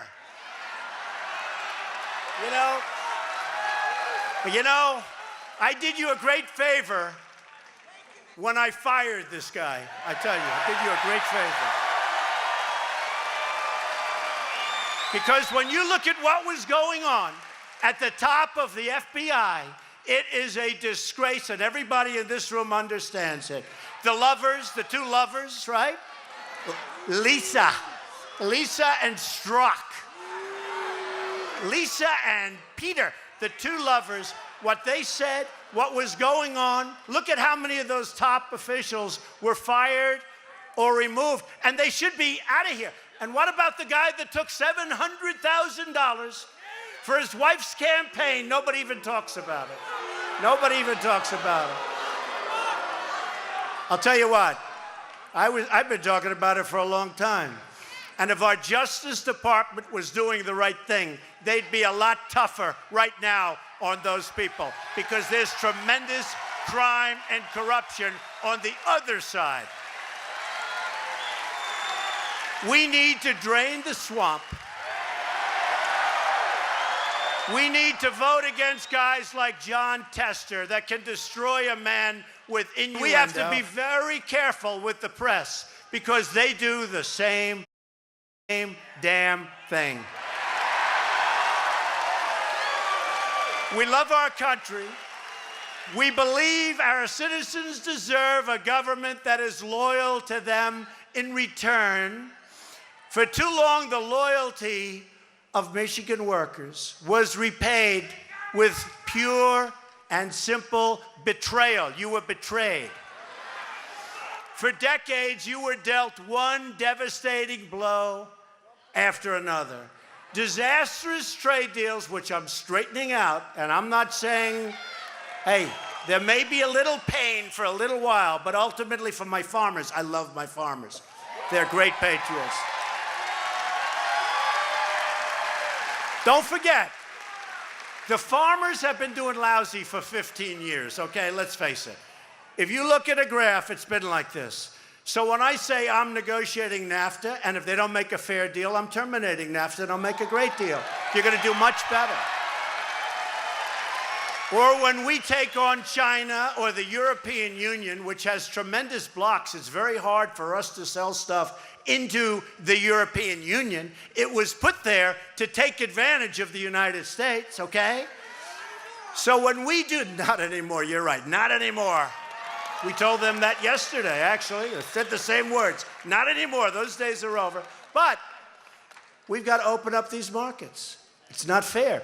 Don't forget, with China and President Xi, when he was at Mar-a-Lago 6 months ago, I said to him, would you do me a favor? Would you take our cattle? Because you remember in 2000, they wouldn't take our cattle for whatever reason. But they didn't take cattle. After a short discussion, he said, I will. So the cattle is now going to China. And plenty of other things. And he said last week in a speech, he is going to start opening up China.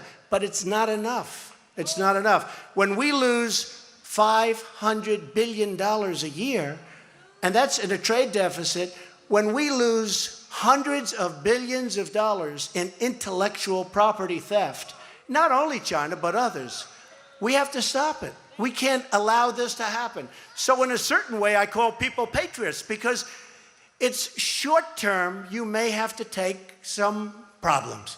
Long term, you're going to be so happy. You're going to be so happy. We're going to get it opened up. Or we're not doing business with these other countries, right?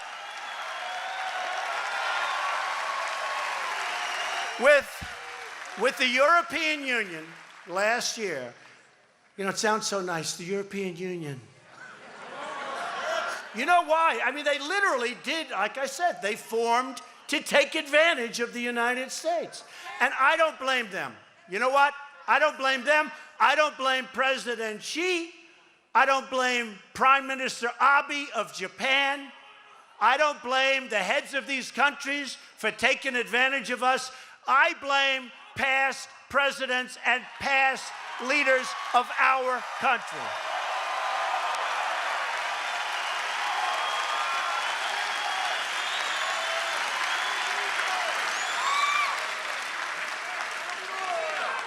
I was in China, and I was making a speech, and I was saying how bad it is, how unfairly we're treated. And I'm in front of thousands of people from China. And I could see the mood was getting dark, and I have President Xi over here, and I realized I was going point after point how bad it is for us, how good it is for them. They became a major power since the World Trade Organization, which is a horror show for us, horrible. And I looked at President Xi, and he's the boss. He's the guy. I said, but it's not your fault. It's not your fault. It's the fault of the representatives of the United States who allowed you to get away with it. I don't blame you, right? Right? I don't blame you. And it went out, and that's the way I feel about it. I told Abe the other day, Prime Minister, great guy. They send us millions of cars. We send them wheat, and they don't take it. They don't even want it. We send them cattle. You know what they do? They charge us 50% when we send them cattle, 35% on farm products, but they don't take many because their farmers don't want it. So they're not taking your product. But when they send their cars over, we charge them almost nothing. Let me give you a great example. It's so simple. China. So when they send a car into the United States, of which they send many, including parts, and you people know something about the car industry, because I'm bringing it back to the state of Michigan, right? So I'm bringing it back. And, you know, Chrysler's moving back to Michigan from Mexico. You saw that. Some of you are beneficiaries of that one. Thousands of jobs. We have many, many car companies. You see what's going on. Toyota, many companies are opening up in Michigan. The cars are coming back to Michigan. The plants are coming back. They're being expanded. And by the way, do you remember About 6 years ago, I wasn't even running, and they gave me an award, the Republican of the Year. I guess maybe they knew what was going to happen. I don't know. I wasn't running a long time ago. And I made a speech in Michigan thanking them for the award, saying how horrible, how did you let this happen, where all of these plants closed, moved to Mexico, they build the cars in Mexico, they sell them across the border, no tax, we lose the jobs, we lose the taxes, we lose everything. How did anybody let this happen? And guess what? Not happening anymore, folks. It's not happening. So now they're moving back. Now they're moving back. But let me give you an example. So China, great people. By the way, great people, great country, great leader. But when they sell a car into the United States, they pay 2.5% tax. When we sell a car into China, number one, they don't want it because they have barriers, so they won't take it. But if they took it, it's a 25% tax, okay? So think of it. So they have a tax that's 10 times higher. Now, what they say is, we don't want your cars, we have a barrier, but if we take them, it's 25%. So we're 2.5, 25. So far, it doesn't sound good. But what's really bad is they say, we won't take your cars, we want you to build your factories in China and make the cars there. Okay, all right. But you know what? Why are they wrong? Because now we're doing that also, okay? Build your factories here if you want to sell cars in the United States. Let them build them in Michigan, right? Michigan. And Ohio and Pennsylvania. You see what's happening.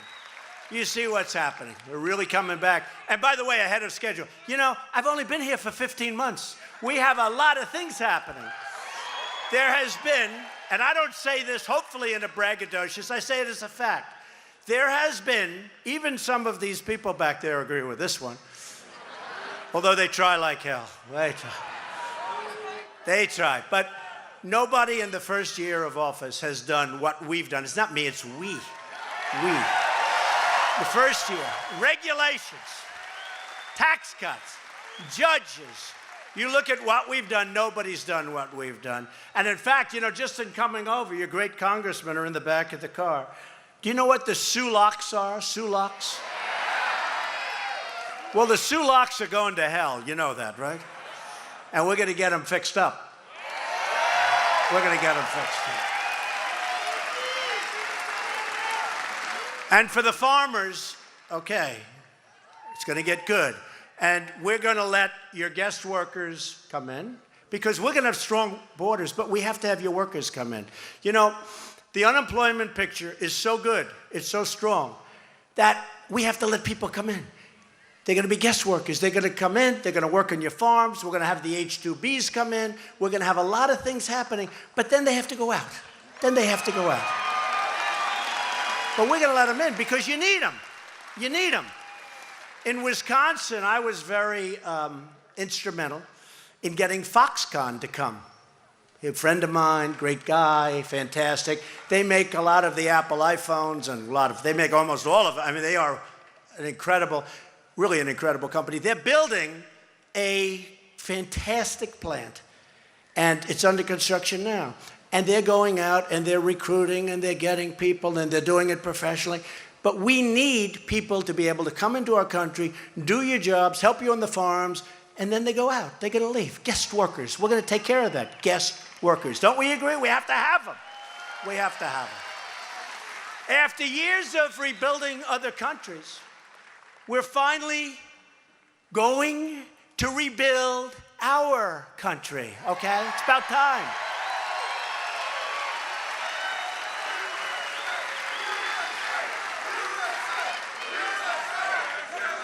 Think of it. Think of it. I've been saying it, but the number goes up and up and up. Remember this. We have spent $7 trillion with a T, $trillion in the Middle East. You know what we have for it? Nothing. Nothing. Nothing. Now, we've really wiped out ISIS. There's no military like we have. There's no military.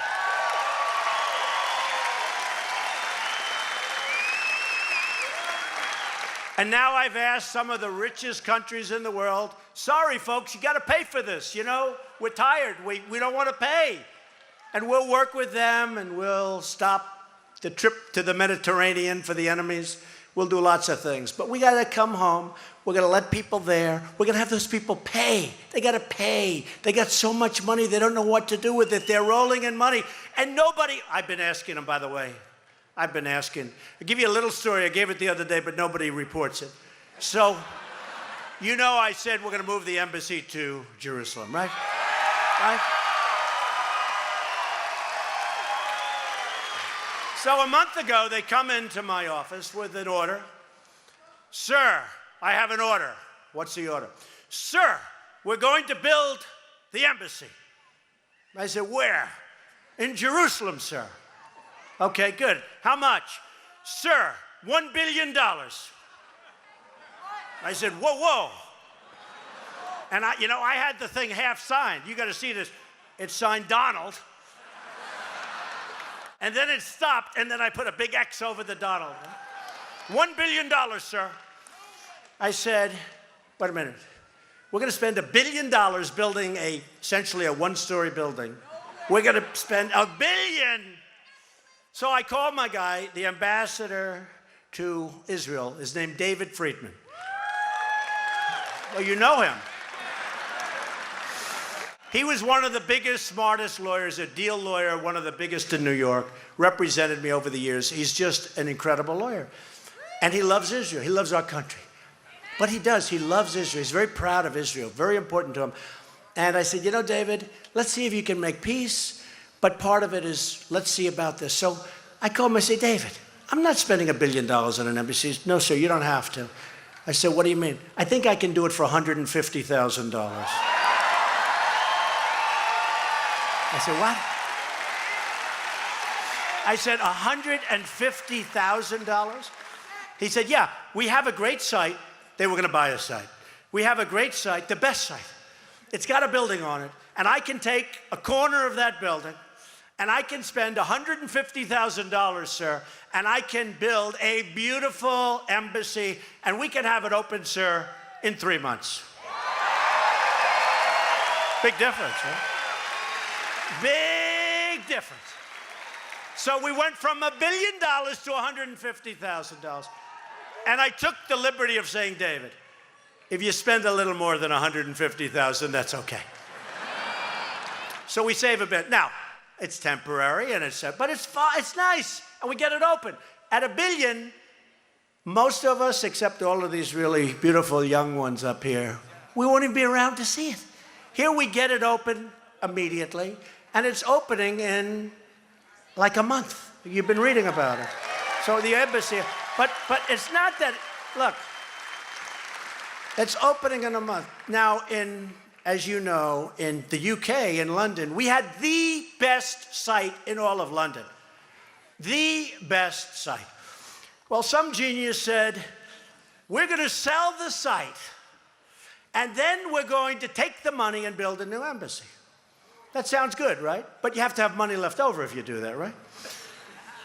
So they sold the site for I think, and I'll check the numbers because they'll say, oh, he misrepresented it, but these numbers are close enough. They sold the site for $250 million. They think they're geniuses. They go out and they buy a horrible location, and they build a new embassy. That's the good news. The bad news, the embassy costs over $1 billion. So now what do we have? We have an embassy in a lousy location, and I was supposed to cut the ribbon. I didn't do the deal. It was started by Bush and Obama. It was a Bush-Obama special. Okay. But it could have been stopped by Obama. Would have been stopped by me. So they have. So I said, what kind of a deal is that? You sold this great site. It's the best site in London. Literally, the best site. They were so happy they got $250 million or whatever.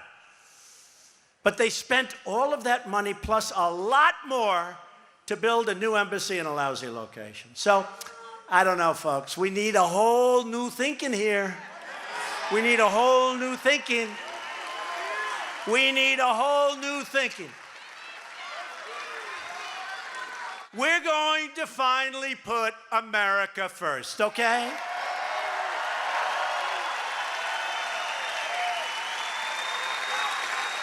Since the election, we've created more than 3 million jobs, including 300,000 new jobs in manufacturing. We love manufacturing.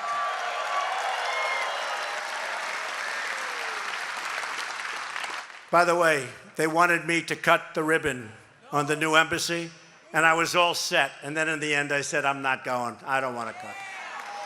I said, I'm not cutting that ribbon. I said, I'm not going. All right. Hey, hopefully we'll have many years of success with that embassy, okay? In our country, jobs are booming and confidence is soaring. We're at the top of the charts. And they're talking about us all over the world. They're talking about this incredible success. And believe me, if I didn't get elected, if the opposition party, which I call the obstructionist party, they're obstructionists, that's all they're good at. If they got elected, they wouldn't have cut regulations, they wouldn't have cut taxes. You would have been down to a GDP that would have been negative. You would have had a negative GDP. And wait till you see over the coming quarters how good it's going to be. And you see what's happening. Our companies are ready to soar. They're ready to soar. Wages for the first time are rising at the fastest pace in many, many years. 18, 19, 20 years. And I tell you, I always would go around and I'd say to you strongly, people have jobs. They made more money 21 years ago than they make today. And in some cases, they have 2 and 3 jobs. Terrible. African American unemployment has reached the lowest level in history. In history. Hispanic unemployment. Any Hispanics in the room? Hispanic? Nah, not so many. That's okay. And by the way, in all fairness, Kanye West gets it. He gets it. He gets it. And he saw that. When he sees that African American unemployment is the lowest in history, you know, people are watching. That's a very important thing he's done for his legacy. It's a very important thing. But Hispanic unemployment, lowest level in history. Women, female unemployment, lowest level in 18 years.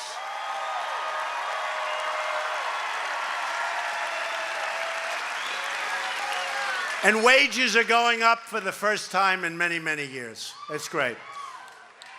As a result of our massive tax cuts, which, by the way, Debbie Stabenow voted against. And if they get in, if the Democrats get in, they're going to take the tax cuts away, and they're going to raise your taxes to a much higher level than you ever thought possible. That's what they want to do, so they can give the money away. Millions of Americans are receiving large bonuses and bigger paychecks than they've ever received because they have so much money that they didn't even know they were making. You see what's happened as of February 1st. And right after the cuts, the corporations gave massive bonuses, and they continue. Here in Michigan, Chrysler handed out $2,000 bonuses to 60,000 workers and announced plans for a $1 billion investment in Warren, creating a minimum of 2,500 jobs.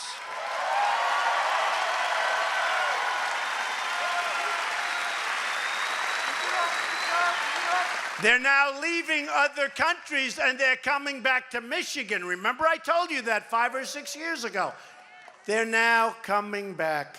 And they're going to come back a lot faster than you've seen. And you know what's even more important? They're not leaving because we don't give them the incentive to leave anymore. They used to give them incentive to leave. We're not giving them incentive. No, we're giving them incentive to stay and to pay our people. But to protect our families, we must secure our borders. And the good thing about the caravan, people are watching. People are watching. You watch how horrible. They're coming in from Honduras. They're coming in from other places. They're taking this long trek up Mexico. We want Mexico to help us, and we have to demand it, but Mexico's going to help us. But there's still hundreds of people that out of maybe 2,000, there's still hundreds of people. And our laws are so corrupt and so stupid. I call them the dumbest immigration laws anywhere on earth. If a person puts their foot over the line, we have to take them into our country. We have to register them. We then have to ask them a couple of questions. Lawyers are telling them what to say, how unsafe they are. And once they say that, we have to let them go to come back to court in like a year. Only one problem. They don't come back. Okay, that's the end. Welcome to the United States. This is the law. And we have at the border the greatest people, the Border Patrol, the ICE agents. These are great people. These are great people. And the laws are so corrupt. They're so corrupt. And you know, one of the reasons they do it is because the Democrats actually feel, and they're probably right, that all of these people that are pouring across are going to vote for Democrats. They're not going to vote for Republicans. They're going to vote no matter what we do. They're going to vote. So there is a theory that they do it for that. They do it for a lot of reasons. A lot of times they don't even know what they're doing. They don't even know why they're doing it. But we have to have borders, and we have to have them fast. And we need security. We need the wall. We're going to have it all. And again, that wall has started. We got $1.6 billion. We come up again on September 28th. And if we don't get border security, we'll have no choice. We'll close down the country because we need border security.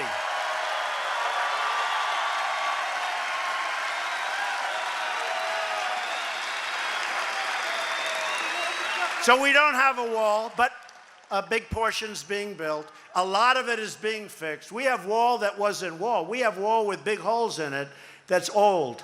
And a lot of it is being fixed right now.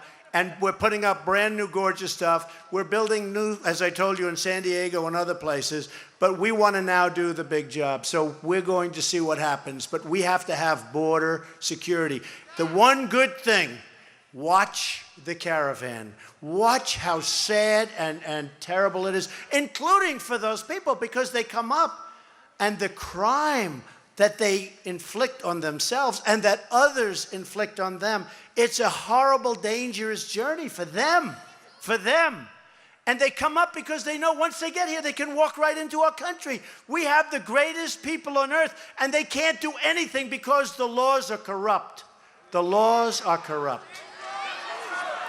So we have fought to secure our border, but Democrats in Congress, Nancy Pelosi, Schumer, they've opposed us at every stop and every step.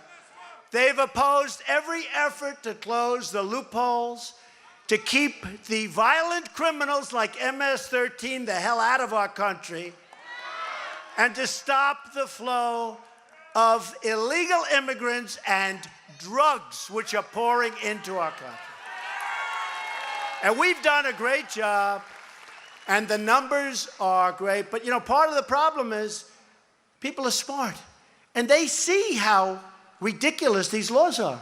They know if they can get anywhere near, once they touch our ground, it's called welcome to the United States. How crazy is it? How crazy are we to allow this? So I will tell you, the Republicans are working hard. And Debbie Stabenow is one of the leaders for weak borders and letting people in. So I don't know how she gets elected. A vote for a Democrat in November is a vote for open borders and crime. It's very simple. It's also a vote for much higher taxes. It's also a vote for be careful of your Second Amendment. Okay, be careful. Be careful of your Second Amendment if they get in. The open border policies of the Democratic Party are not just wrong, they're dangerous, and they're, in fact, deadly. They're deadly. They make no sense. They're deadly. Their policies let gangs, some of the most vicious gangs in the world, pour into our country. They pour into our country. Do you know on Long Island, you have gang members that are so tough that we send in these incredible ICE agents. But you know what? The ICE agents are much tougher. And they're grabbing them, and I'll tell you what. A doctor, please. Doctor. A doctor, please. Yeah, take your time. Take your time, darling.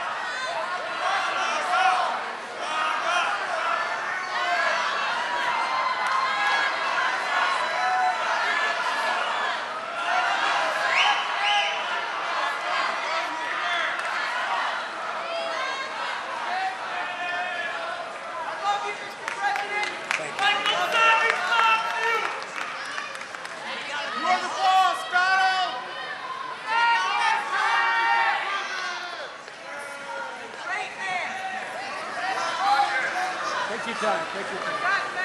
We love you, Donald Trump.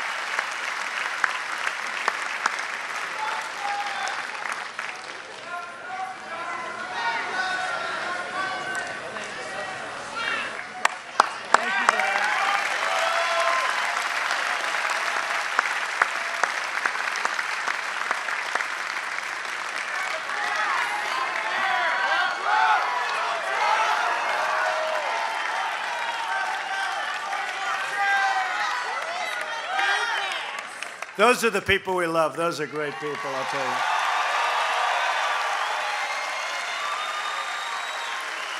And the doctors, thank you, doctor. Thank you. Great job. Amazing. What people we have. What people we have. So we have to keep going the way we're going. You know, what we did was they call it a miracle. I don't think it was a miracle. Do you remember on Election Day, because it was really the day before, but it was 12 o'clock in the evening, when I started speaking, Grand Rapids, he says Grand Rapids. And I said, and it was an unexpected stop, but I heard the opponent was going out with the president, and they were going out also unexpected, and they had a very small crowd. But when I heard that, we left where we were. We said, let's go to Michigan, right? Grand Rapids. And I got there at 12 o'clock in the evening. Remember that? And I said, how's the crowd? We couldn't even get near the arena. There were 32,000 people. I finished speaking at 1 o'clock in the morning on Election Day. Remember that? You were there. 32,000 people.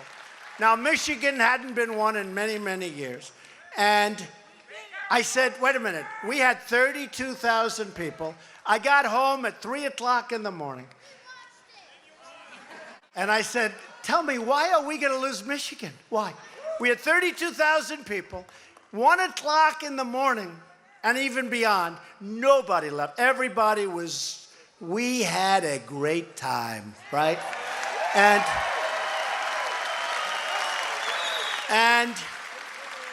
I said, so why are we going to lose Michigan? And they said, because the Republicans lose Michigan. I said, wait a minute.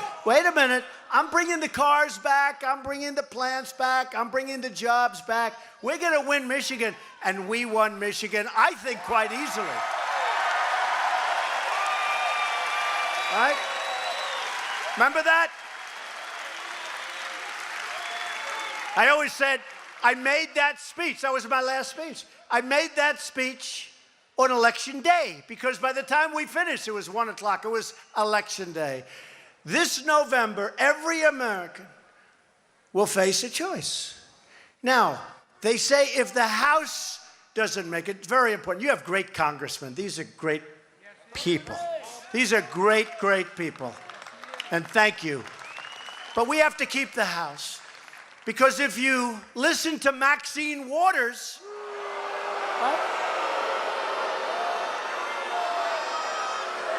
she goes around saying, we will impeach him. We will impeach him. Then people said, but he hasn't done anything wrong. Oh, that doesn't matter. We will impeach the president. So I don't think we're going to have a lot of happy people if that happens. I think it's going to be a little bit tough. But she goes around, and some others, we will impeach him. Doesn't matter if you do anything right or wrong. They want to do that. We got to win the House. And you know what? We're going to win anyway. But we're going to win the House. We're going to win the House. Now, historically, when you win the presidency, the person that wins, the party that wins, does poorly in what they call the midterms. And the reason is, I guess, you take it easy a little bit, right? Something happens. I guess it's 93, 94% of the time. This is over a long period of time. I don't know what you get. You know what it is? You get complacent. We cannot be complacent. We got to go out, right? We got to go out. We got to go out, and we got to fight like hell, and we got to win the House, and we got to win the Senate. And I think we're going to do great in the Senate, and I think we're going to do great in the House, because the economy is so good. The economy is so good. And because if you look at us all around the world, we're respected again. We're not pushovers anymore. We're not pushovers. You saw the president of France. He came in, great guy. Chancellor Merkel came in yesterday from Germany. No, it'll all be fine. Look, again, don't blame them. Blame the people that used to stand here with much smaller crowds, but that's okay. Blame your American presidents and your American representatives. But it's not happening anymore. We're respected again. As a nation, we're respected. We're not the patsies anymore. We're not the pushovers anymore.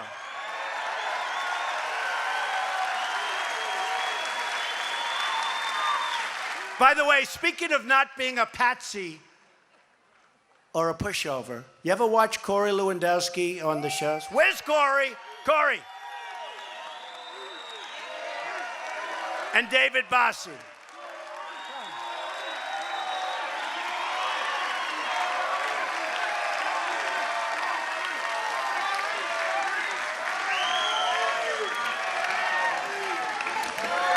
He also had very little experience.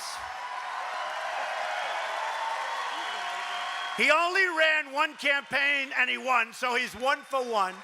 Corey, say a few words. This is Trump country! We love you, Michigan. Thank you for supporting Donald J. Trump as your next president of the United States. Thank you very much. Thank you, fellas. I saw them back. They work hard, and these are great people, and we appreciate it. They really, really appreciate it. Okay, ready?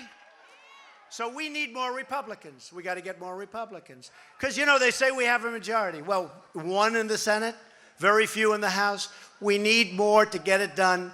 We're going to get it done one way or the other, but we need more with your help. We're going to elect more Republicans, and we're going to deliver even more.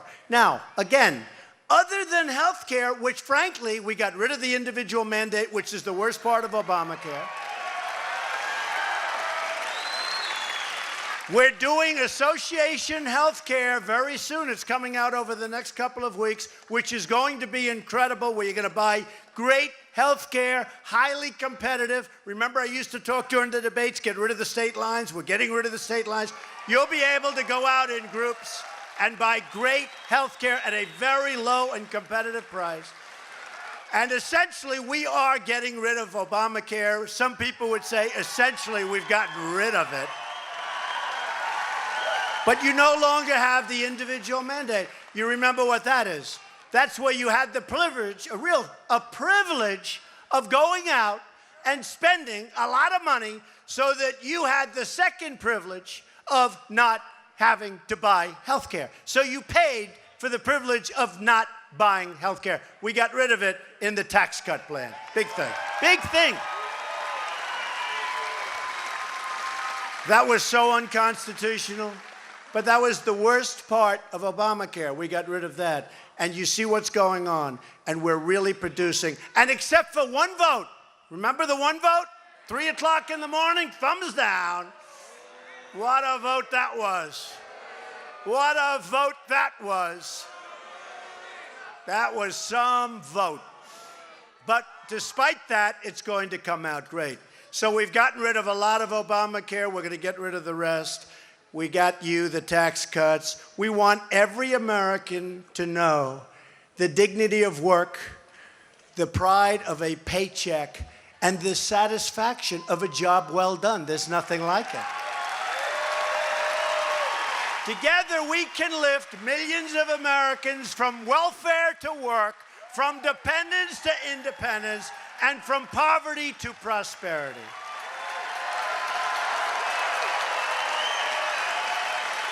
We're supporting job training, and we're supporting vocational schools, right? Vocational. You know, I said to the guys, I said, these community colleges, they're wonderful, but nobody knows really what a community college is. When I was growing up, we had things called vocational schools. And I'd go to a school, and I'd be sitting next to a guy. I never looked at his papers because he didn't do well. And on the other side, I'd have somebody not too good. But you know what? They could take an engine apart blindfolded and fix it. They could build a brick wall better than all of the guys in the class and gals together. They could do things that nobody else could do. And nobody knows what a community college is. We're going to start using, and we had this, vocational schools where you learn trades, and you'll do it, and you'll love it, and you'll make much more money than anything else you can do, right?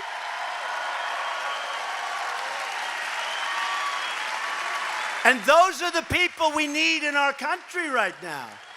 We need skilled people. And when people come across the border, we want to take them in, but we want to take them in based on merit, not based on a lottery. Lottery. We want them to come in based on skill and based on merit so they can love our country, they can help our country, they can do things for our country, not come in based on some random lottery system. And that will happen. It's all happening. We're going to build new bridges and airports and highways and waterways all across this magnificent land. And you know what we're doing with your locks? We're going to start that as soon as I get back. I told you, Congressman, write that name down for me. It's the Army Corps of Engineers. We're going to be calling them. It could be tonight, depending on the time I get back. But it might be tomorrow, even though it's a Sunday. Can I call it a Sunday? Is that okay? No? Your lock. It's not working too well, right? Not working too well. Well, it hasn't been fixed in 50 years, in all fairness. It'd be nice to fix it. After spending all that money in the Middle East, can you imagine? We can't fix a lock. We'll get it fixed. We're going to put new steel into the spine of our country and breathe new life and new hope into our beautiful communities. And in everything we do and every decision we make, we will stand up and we're going to be proud. You know what? We're going to be proud of America again. We are going to stand up for America. And we're not going to apologize anymore for America. You know, I told you before, we've done a lot. We've done more than anybody in a year. We're here for 16 months. And honestly, it just feels like we've been here a long time together because the fight has been a long fight. But did you ever think we would have accomplished what we've accomplished in this short period of time? You know, part of the problem the country had, and one of the reasons our jobs are doing so well, our companies are doing so well, wages are going up, because we had regulations which were staggering. It would take 20 years to get a highway or a roadway approved environmentally. It would take years and years to get the simplest permits. I got rid of those rules and regulations. And by the way, we're going to have crystal clean water. We're going to have beautiful, clean air. We're going to be great. We're going to reject people if they don't have the right project. But projects aren't going to take 18 years to get approved. And then in many cases, it's thumbs down after working 18 years. No, we're going to get it done. We're going to stand up for places like Detroit that need help. We're going to stand up. And we're going to stand up for great states like Michigan, and we've done that. This is the state where Henry Ford invented the assembly line. This is it. It's the state that gave us Motown, the Mustang, and the might of the American Midwest. It's a great state. It is where generations of proud workers at General Motors and Chrysler and Kellogg transformed our nation and changed the entire world. We were the leader, and now we're the leader again, and everybody is seeing it. And don't forget this, we have increased the values over the last 16 months tremendously. We are almost twice the size of the next largest economy. Remember that. Don't forget that. Don't forget that. And we're going to be growing very fast. It's time to look past the old divisions, tired thinking, the stale debates of the past, and finally come together as one nation under God. One nation under God. We are one people with one home and one great American destiny. Remember what I said. They're looking at us all over the world. When Chancellor Merkel came in to see me, she said, "Congratulations, Mr. President. What you've done is incredible with your economy." When the President of France came in to see me, President Macron, wonderful guy. Emmanuel, we like shaking each other's hand. Now he's a great guy. And she's terrific. But you know what? She's for Germany. He's for France. I'm for the USA, okay? Does that make sense?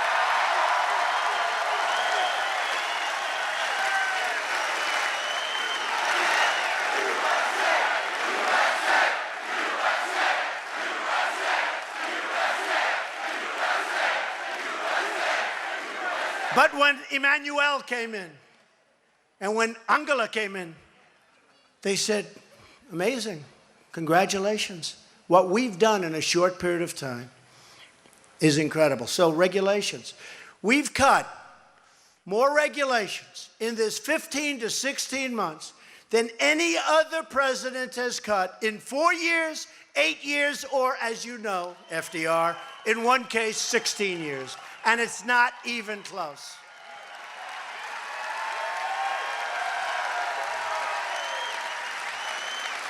We inherit the legacy of the great Americans who constructed the railroads, tamed the frontiers, built the highways, carved out the Panama Canal, and put a man on the face of the moon.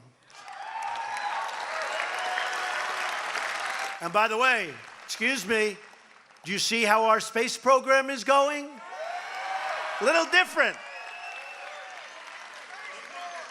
And we're letting those rich guys that like rockets, go ahead, use our property, pay us some rent, go ahead. You can use Cape Canaveral, you just pay us rent and spend that money. Pretty amazing, right? Where the engine came, you know, it wasn't going up, that was great. But how about where the engines come down? They come down, they come down, they land so they can use them again. That looks like futuristic, beautiful stuff. We have reinvigorated our space program to a level that nobody thought possible in this short period of time. NASA is back. NASA is back.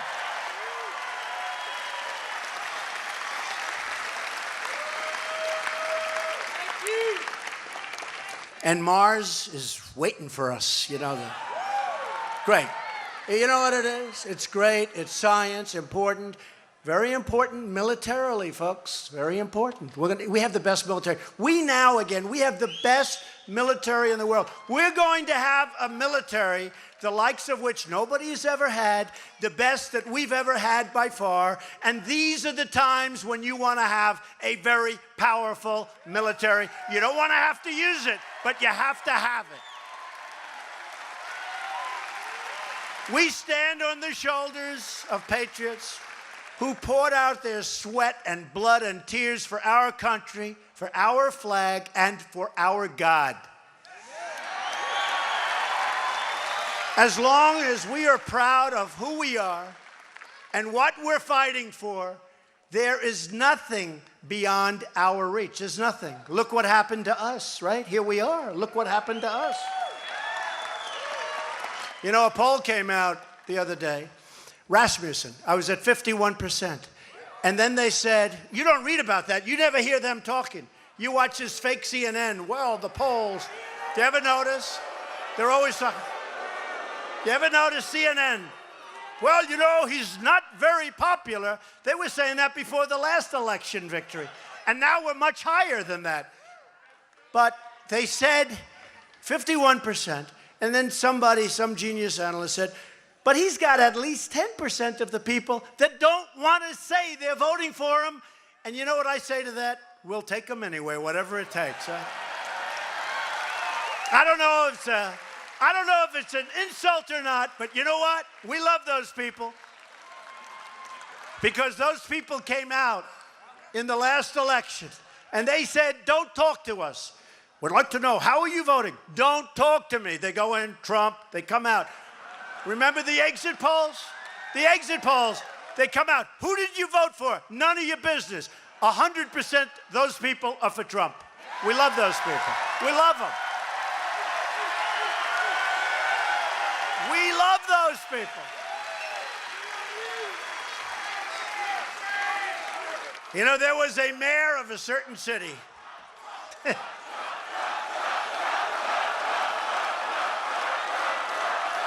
By the way, is this better than that phony Washington White House Correspondents' Dinner? Is this more fun?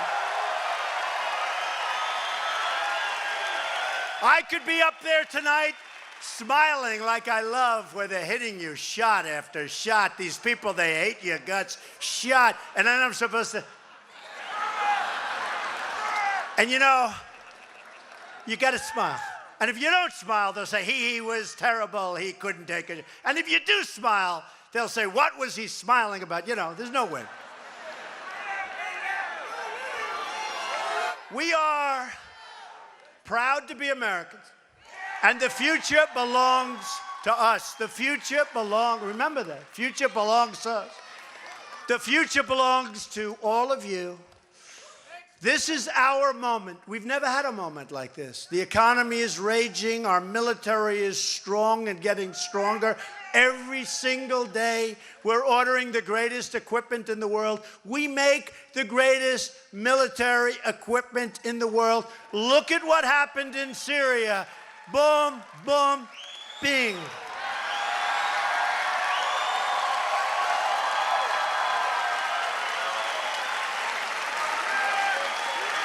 You know, after the attack, we had to do that. People cannot use gas. Frankly, they shouldn't use anything. But they can't drop the gas, and it was gas. But you know, when we did it, you remember it came out, oh, they hit 23 of our missiles. Then they said, we shot 43, and they hit 43 of our missiles. We shot about 110. You know how many they hit? None. Zero. None. You know how many of our missiles hit their target? 100%. 100%. And the British and the French were great. Great team. It's a great team. But this is our chance. We've never had a chance like this. We're taking our country back. You have just no idea. So many people come up to me, thank you, sir, thank you. I say, for what? For what? You're taking our country back. It's true. So many people, they say, thank you, sir. I always say, for what? They say, sir, you're taking our country back. And it's true. It's true. We're all taking our country back. You know, in the great state of Tennessee, a congressman, a wonderful guy, came up to me. They have very early voting. This was before the election. They have early voting, and came up to me, and the voting had just started. And I was in Pennsylvania making a speech. He's a friend of a Pennsylvania congressman, and they were together in Pennsylvania. And he comes up to me and goes, I wasn't president then, we're campaigning. And the election had just started. So with the early voting, he says to me, you know, Mr. Trump, he called me. He goes, I don't know what's happening in the rest of the country, but Tennessee, early voting, I have been doing this stuff for 25 years, and I've never seen anything like it. People that are great Americans, but they never voted before because they never had anybody that they wanted to vote for.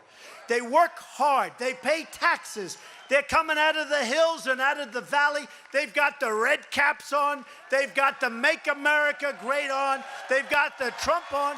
And I don't know what's happening, but if every place is like Tennessee, you're going to win this election, Mr. Trump. True.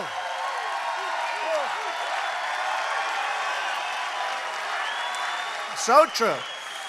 He said, I've never seen anything like it. And you know what? We're higher now than we were on election day. We're higher now. Because now people are seeing the results. It's actually easier because people are actually seeing the result. Before I said, I'm going to do this, I'm going to do that, we're going to get a tax cut, we're going to get rid of the individual mandate, we're going to do all these things. Judges, regulations. Now, I've done it.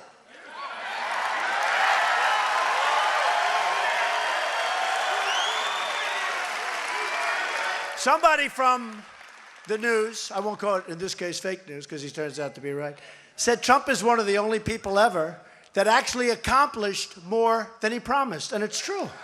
I'm a politician, I guess, but I accomplished more than I promised, and I'm doing it for you.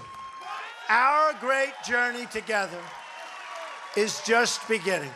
So with love in our hearts and hope in our souls, I say these words again. You've heard them before. You've liked them before. We can't say them too much. Because together we will make America strong again. Together we will make America wealthy again. Together we will make America proud again. We will make America safe again. And we will make America great again. Thank you, everybody. Thank you.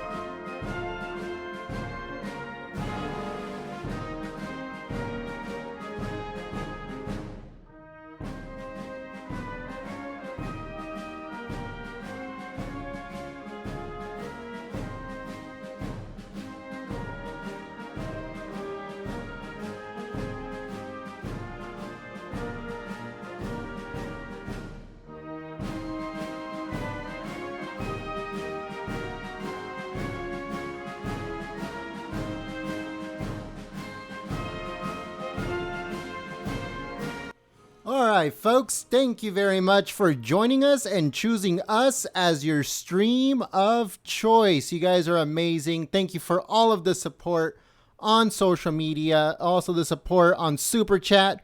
And also, I want to give a big shout out to people that helped us on PayPal. A lot of the stuff, I get it a little bit later than I'm supposed to. But thank you so much to Tamara. Also, thank you so much to James. Thank you so much to, let's see, we got some more on here. Let's see here. We got James. We got also, why is it not showing me all of them? Oh, here we go. Okay, so thank you so much to Larry Elliott. Thank you so much to Kathy, and also to George, Bruce, Marianne. Thank you so much to Hoofen. Thank you so much to Grant, Mark, David, Mario, RF, Tamara, James. Thank you so much to also everyone on Super Chat. Let me see if I can get to you folks real quick. Let's see here real quick. And we got, who do we have here? We have Philip. We have Crack for Me. Thank you so much to Elizabeth. If I missed your Super Chat or if I missed your PayPal, just I want to let you know that we are so grateful and thank you so much. Now, folks, we do not go on microphone and say, hey, you know what? Give us donations, give us Super Chats, give us this. No, folks, that comes from you. And we're so appreciative of taking the time to support us in that manner. Okay? People on the chat say, hey, you know what? Sometimes, I can't support because I'm financially whatever. We're not asking you folks, or we're not requiring you to do it. No, that comes from you. And that's why we're so appreciative of it. Now, if you would like to support the channel by sharing the live stream, by giving it a thumbs up, by telling people about Golden State Times, by putting it on your Facebooks and Twitters and Gabs and Reddits and stuff like that, by telling people, sending it through email, calling up your bud and saying, hey, you know what? President Trump is speaking at this place. I'm going to send you the text right now. Go to that, go to that place and share it and give it a thumbs up. That helps us out immensely, folks. It's such huge help. So thank you so much to everyone that shared it on social media. Thank you to everyone that brought their friends over, their family members over to the live stream. Thank you so much to people that shared it on Twitter and Facebook and stuff like that. Thank you so much to all the people that supported us on PayPal and on also here on Super Chat. And also to everyone that gave this live stream a thumbs up. Thank you so much for that too. Thank you so much to the moderators for coming out, keeping the chat clean and enjoyable for everyone. You guys are all patriots. You guys are all family. If you guys are new, make sure you guys subscribe to the channel. Click the thumbs up button. All that good stuff. So yeah, folks, we're going to be wrapping it up here. If you missed the speech, we'll be putting it up on the channel. So make sure you guys tune in.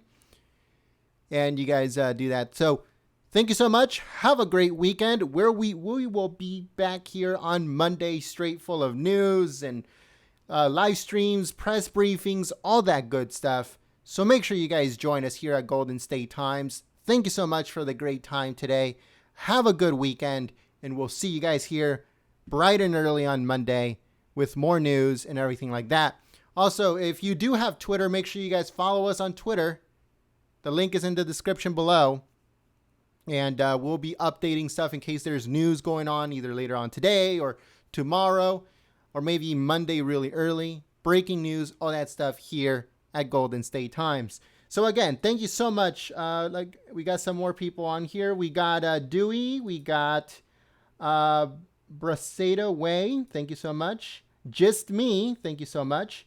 HCS Botch. Thank you very much for your super chat.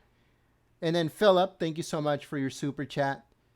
So yeah, folks, we're going to be wrapping it up. Like I said, have a good rest of your day. Have a good weekend. We'll see you guys here Monday for more breaking news. My name is Jen. I'm from Golden State Times. and I'm out. Peace.